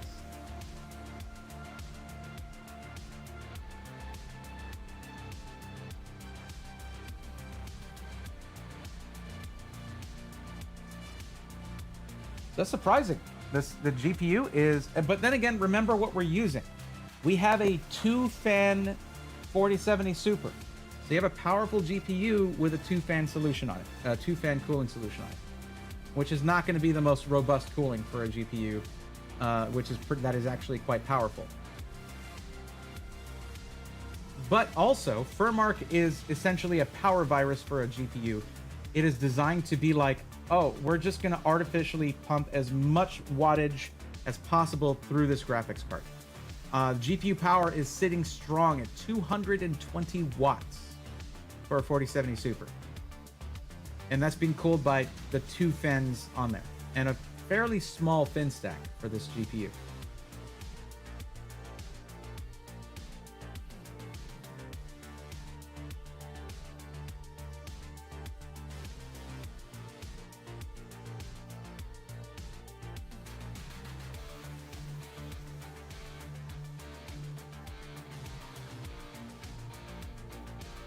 But the main thing I'm really happy about is that that CPU temperature. Like, we're way under any kind. I could probably run this thing without being at 65 watt eco mode and just let it throttle itself and be okay. But I don't know.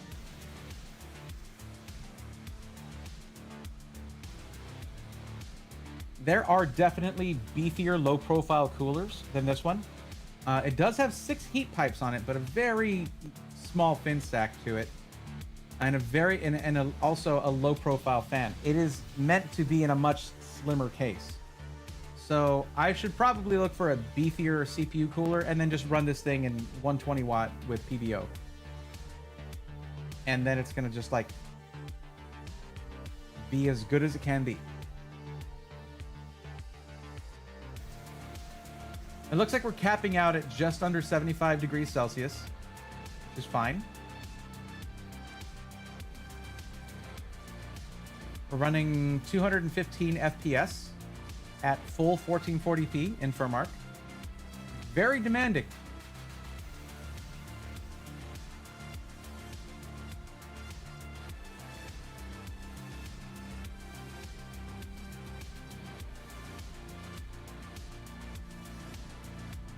That ain't right. 11:23 p.m. Well, let's see if we can maybe get a game going.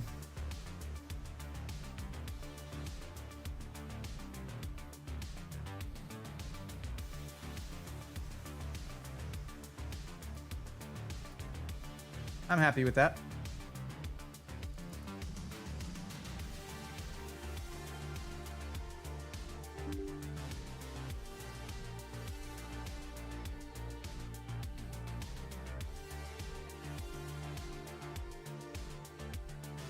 Did I fix my installs, my game installs on this thing? Let's see. All right, you got it, Skeeter. Have a good night.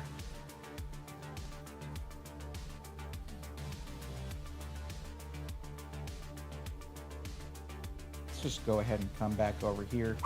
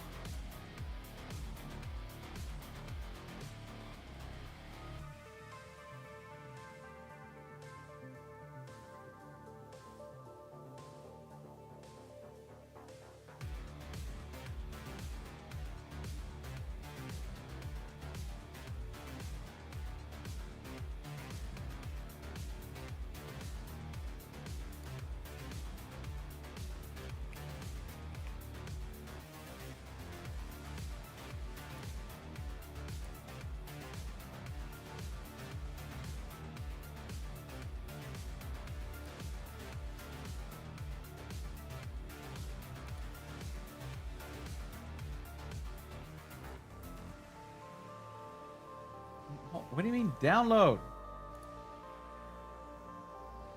Oh boy. It's doing a thing again.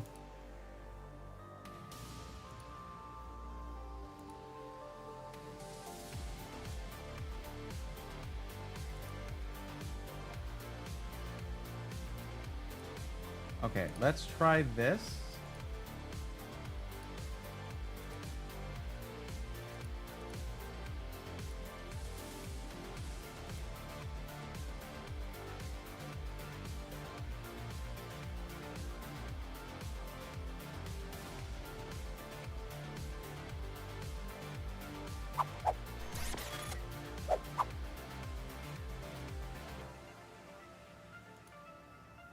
Trying to launch the Black Myth Wukong benchmark tool.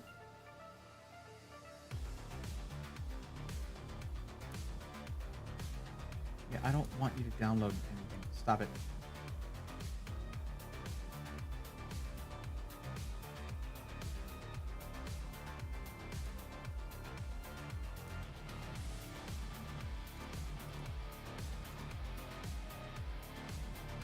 Hold on.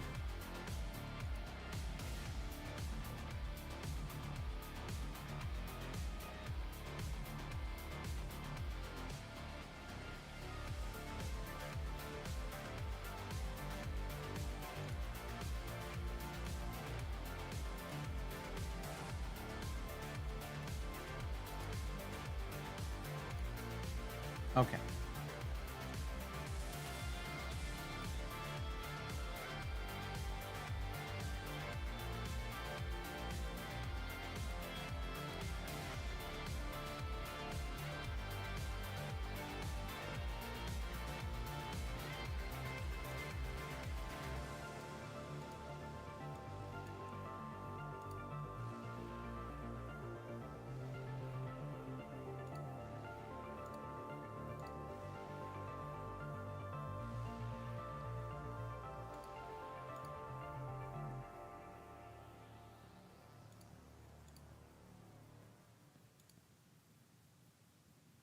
Okay, so we're gonna try the Black Myth Wukong benchmark. Let's do that.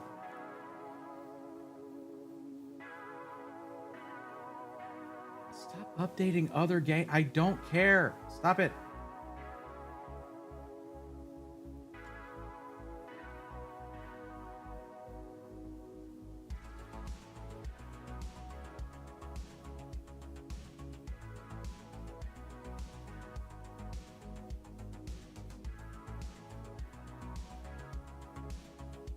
It's running an install script for Microsoft .NET framework. Sure. We having fun? We're having fun, right? I'm having fun. I don't know about you guys. This is great. All right. Are we gonna work?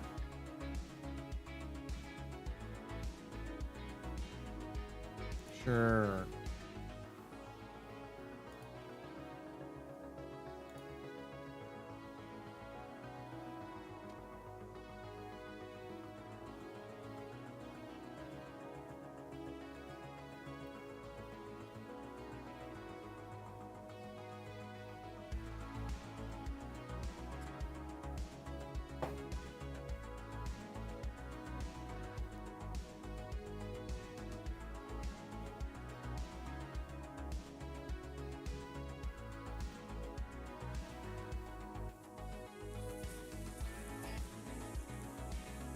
That hissing sound again, that's getting annoying.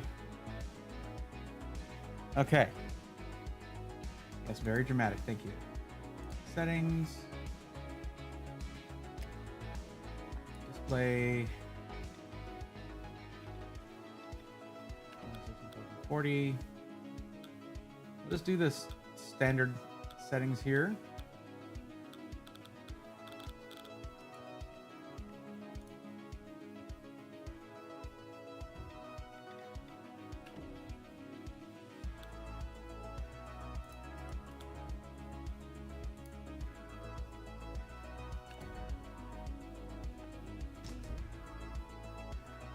How was your Christmas and New Year's? Do anything special to travel? Yes. Shortly after Christmas and before New Year's, we went on a 4-day trip to for Ari's birthday, my girlfriend. Visited her family and had a good time. It was fun. And then I streamed on New Year's, which was nice. Ari had to go to bed early, so we don't like go out and like do anything. Anyway, we don't drink. We don't really do anything crazy for New Year's anyway. So I got to hang out with you guys for it. Working ER, so it's kind of sad but nice to try and cheer up the patients I had all day. That's good. And I think it's an overlooked, an underappreciated job of those in the ER, for sure. Thank you for doing that. That guy looks sad. What's up, buddy?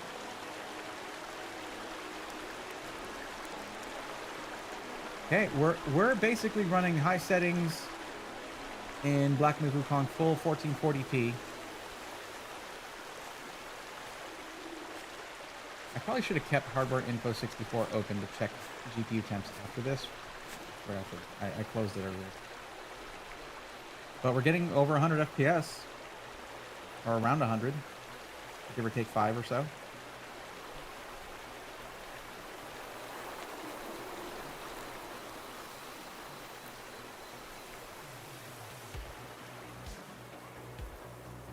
Getting up to almost 110 in some places. Pretty nice.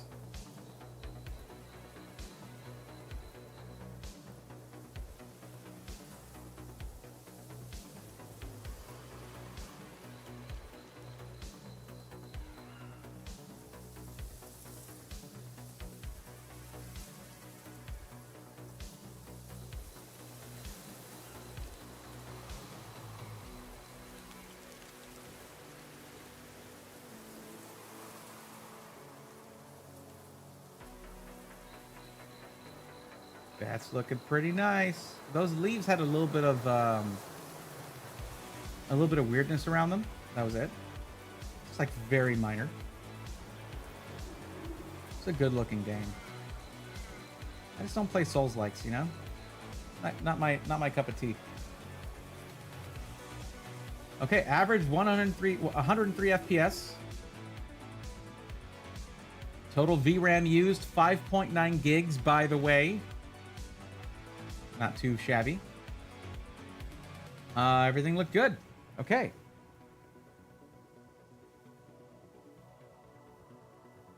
Texture quality is, you can't see this because of, well, you can see it actually. Very high texture quality, very high hair quality, vegetation quality very high. Full ray tracing was off, but I don't think I was able to, I had an option to turn that on. But everything was set to very high. Okay.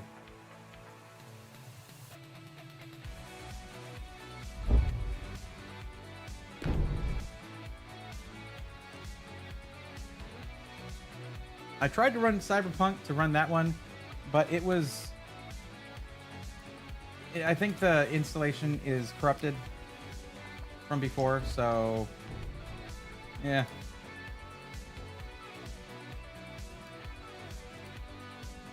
What about CS2? There's an update. We'll try updating it. 10 gigs of an update. At least it's running pretty quickly.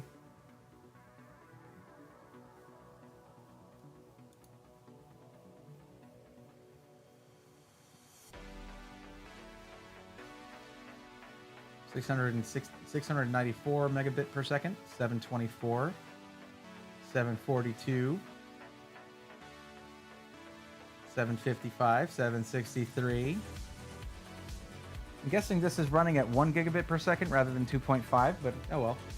It's an old, it's a long Ethernet cable that I made a long time ago. I need to basically retip it.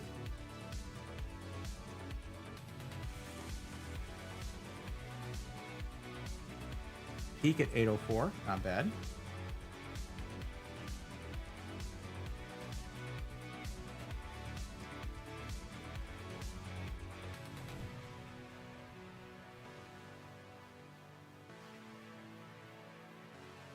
Man, looking at this thing, I hope this fits into my carry-on.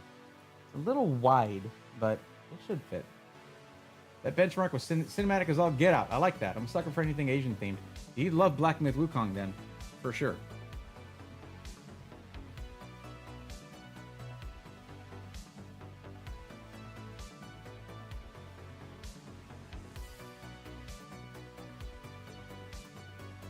It's all about Sun Wukong, which, if you like Dragon Ball Z, that's the basis for Goku right there.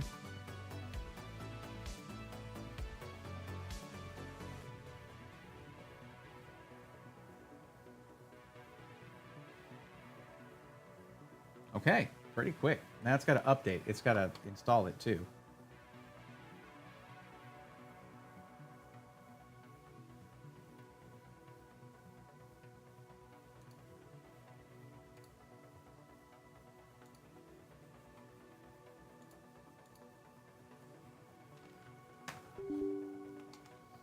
This is where a 9800X 3D should shine. Let's see how it does.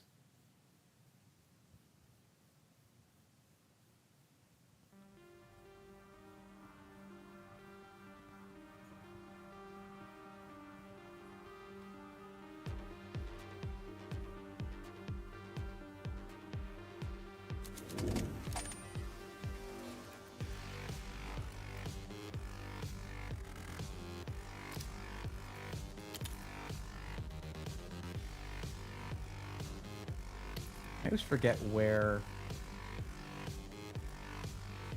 Telemetry. Game, telemetry, show... Okay, show frame time and FPS. Always. There we go.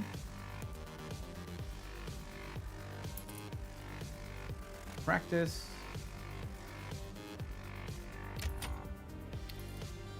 And we'll go Dust 2 again. Alright. Let's give it a shot.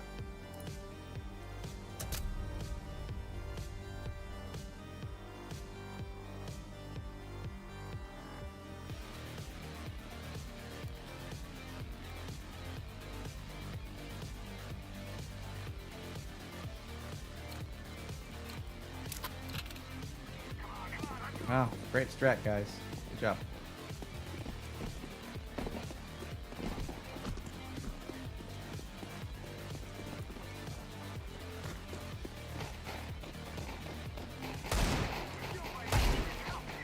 Okay, I'm gonna have to... Let me turn off chat real quick. Because it's up in the top right. And I can't change the size of it, I think. But 360 FPS, just about.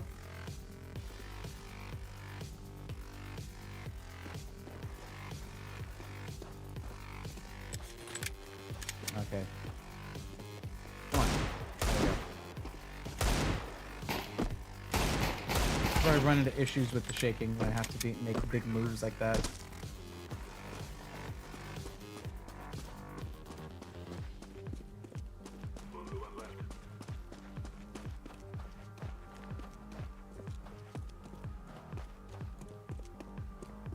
End this round real quick. Activating the bomb. Bomb has been planted.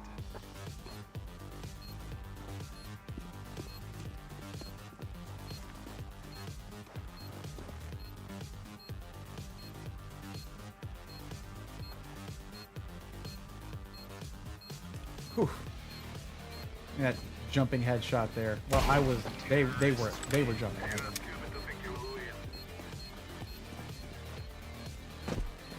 And let's get a smoke.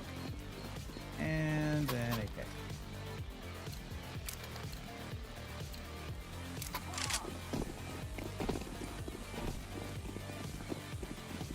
Alright, let's see how much smoke grenade tanks are FPS. We're at 360. Down to 220. Not bad, not bad. Yeah, 220 is really good.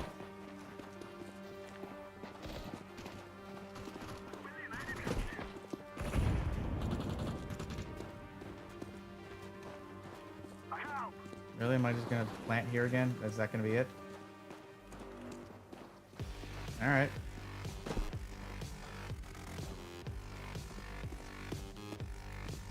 Oh, cool. Let go just a split second too soon.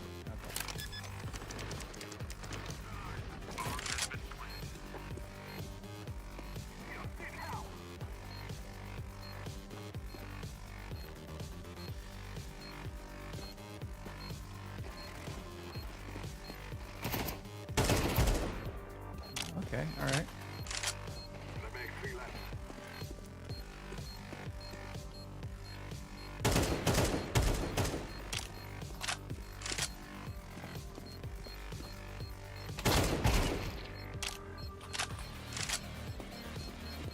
Probably gonna explode now.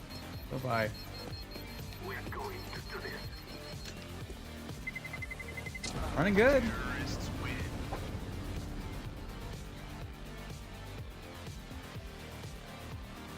Can't just rebuy. Okay.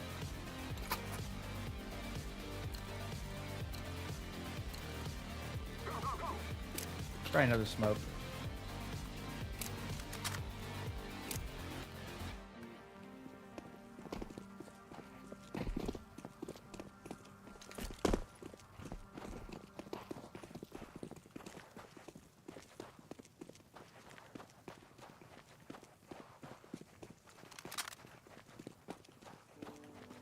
What is happening?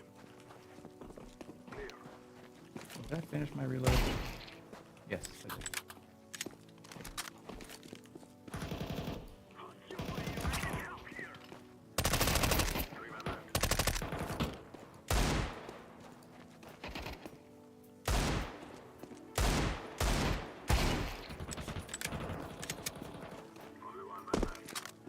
There's only one left.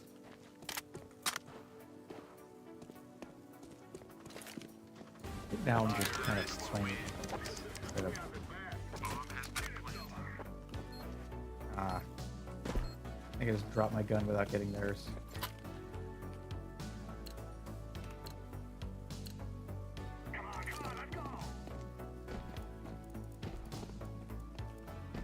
Didn't even pop my smoke like I meant to. Just getting distracted here.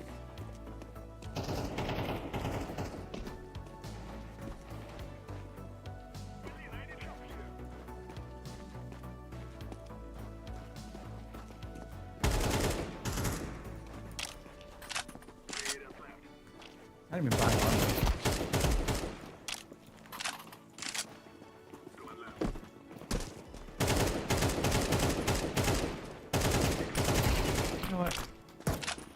Shadow be?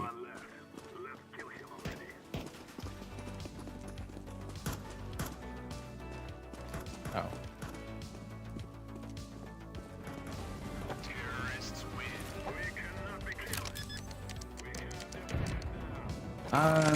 Still hitting, what, 370 when we're just standing still. See if the high explosive the regular nade does anything to our FPS. We're sitting at 357, 358. Throw that and drop to 300. Yeah, about right. 320.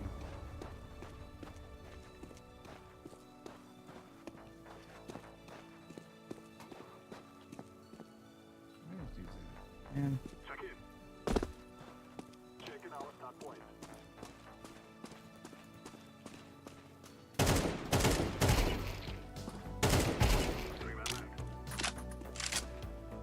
I think I have the one. Sure. Pretty sure I was better off with that. Oh, hello. All right. Basically just wanted to go until that happened. But yeah, we're 360, 370 FPS, pretty consistent. Popped the smoke and it went to like 220, 230. I'm looking at the wrong camera. That's exceptional. 1440p with high settings on everything. Yeah, this thing can do it. This thing can do it all. Yeah, and we hit like average, what was it, 103 in full-on high settings, everything Black Myth Wukong, which is more of a AAA title. I think we hit both games that I wanted to hit. Both types of games that I wanted to hit. I got no problem with this thing. It's doing it all. And with that in mind, it is now 11:47. I need to start packing for CES. I need to start packing like yesterday. But I wanted to do this. I only have a couple days to sort of get everything in order, get everything sorted. I need to see if I can maybe try to get a video out before I go, but you can expect a lot of videos once I'm there, for sure.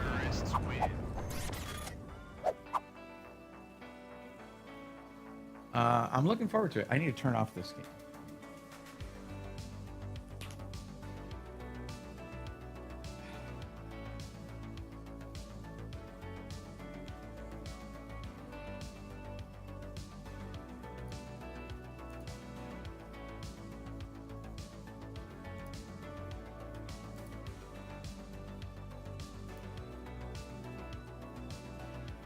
But yeah,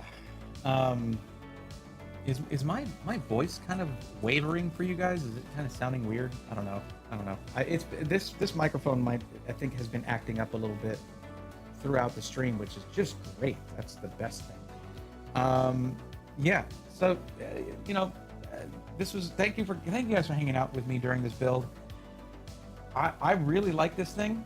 I think the 9800X 3D in 65 watt eco mode is pretty killer. We have a really, really small cooling solution on this thing, and it is just staying cool as hell. Cool as hell. Staying very cool, I should say.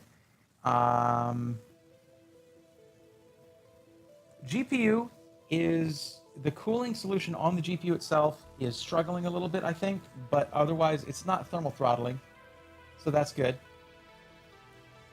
Staticky now, but was fine most of the stream. Yeah, I don't know why it's doing that. I don't know why it's doing that.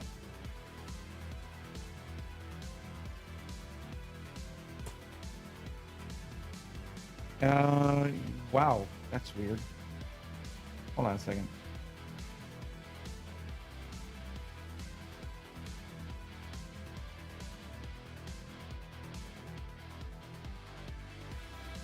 All right. Is that any better? I think it's better. Okay, that is better. I just needed to restart my wireless mic, so that's good. Okay. It just needed to sort of reestablish its connection. This thing connects directly to the Rodecaster Pro 2, so it's like I don't have a dongle hanging off on the other end over there. It's just directly into it. But now it's getting popping, staticky kind of things. It's just not as warbly, so that's good. Good times. I love the smaller builds. Yeah, that was fun. That was a good time. I'll see if I've got another cooler around here that I can fit into there, so I can bring the wattage back up, and so I can confidently support a 9950X 3D if I'm able to get one of those from AMD once they announce it. So we'll see. But if I am able to get one of them from them, it's probably not going to be something I can talk about right away. I'll have to make a video, edit the video, and get that out when the embargo lifts. But who's to say that they'll even have it and be willing to give me one? We'll see. I might just have to wait and get it from a pre-built, like I normally do. Like I got this 9800X 3D I got from the Skytech system that I built. So that's how it usually goes for me getting hardware. I don't usually get hardware directly from manufacturers. That's usually how that goes. Thought my wireless headset was dying. I'm so sorry about that. And Frank, thank you for commenting on that too. But no, that was good. That was a good time. I enjoyed that a lot. I enjoyed doing that build. It was a lot of fun for me. I hope it was fun for you guys.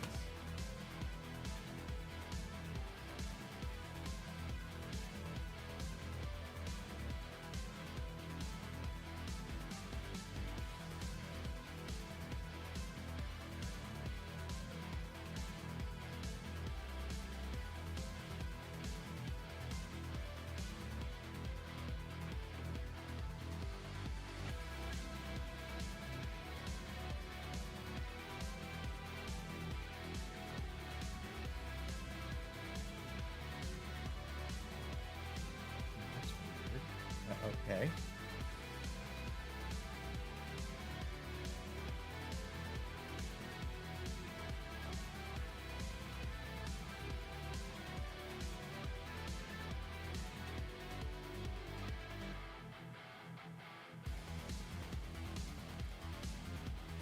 Okay, so I'm gonna tell y'all that okay, what I would really like,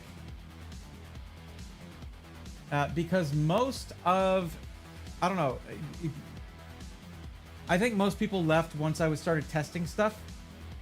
But if those of you who are watching on YouTube could do me a big favor, click the link in the description to move over to Twitch, because I'd like to raid my buddy who is he's an awesome retro game speedrunner.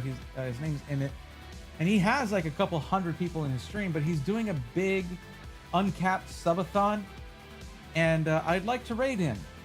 So I was hoping that doing a build would draw more people and have more people in the stream to do a bigger raid for him, but it was not going to be the case because I wasn't giving anything away. That's usually what draws in a lot of people. But yeah, if you guys could jump over, and of course anyone who is subscribed, there is a custom animated raid emote for y'all to use if you're subscribed on Twitch. It's all you got to do is click if you're watching on YouTube, just click the link in the description and it should take you right to the stream. And I'd like to just raid my friend if that's okay, because he's a really cool guy. And he was very cool with me when we met up at TwitchCon and hung out. It was really cool time, really cool dude, and definite foodie too. So ask him about food, or just say Happy New Year.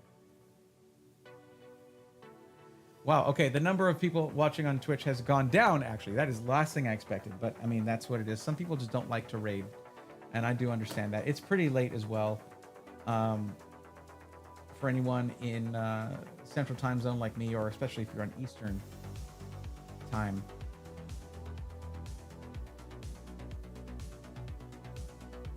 DJ Simple Green, what's up? MC Raid ended, jumped over to Twitch. Nice, okay. How did that go? I would show you if I thought it safe to do so, but on my ankle I actually have a World of Warcraft tattoo, Simple Green. Here's my question for you: Horde or Alliance? There's no wrong answer to that.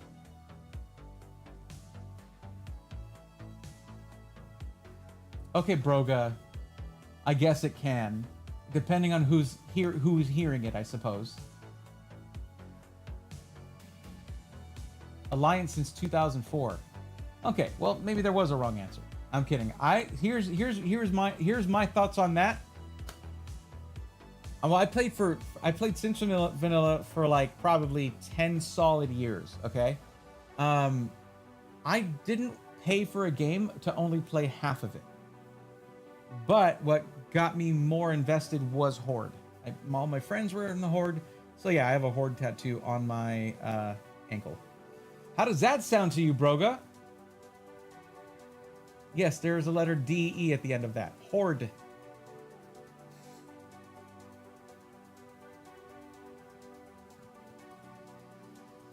Yeah, Robert, that is true. That's one thing that did really well for... I don't know if you saw the review by Gamers Nexus, but for the Starforge system, the small form factor did really well. But okay, let's do this. Oops, wrong keyboard. I always do that.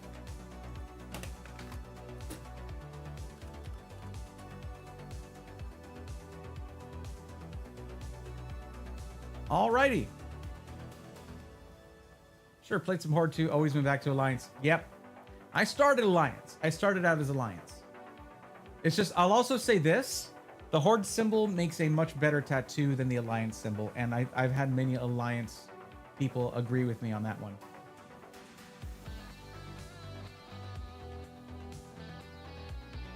Alright, guys. That's going to be that. Thank you so much for hanging out with me. I really appreciate it, and I appreciate you. Thank you so much. We're going to go ahead and raid Emmett now. All I need you to do is just drop the raid emote if you got it, or just say Happy New Year or whatever. Just be nice to my buddy. Even if you can't stick around, just say one nice thing. That's all you got to do. That's your mission if you choose to accept it. If you like me sharing PC info, teaching you all about stuff, then that's what I would like in return, if that's okay with you. And maybe support their subathon, because they are a very hardworking full-time streamer, and that's what they do. Anyways, that's going to be it. Streams are going to be off pretty much until after CES, but I cannot wait to get that content to you guys. Thank you so much for watching, and until the next one, take care. Happy New Year, too.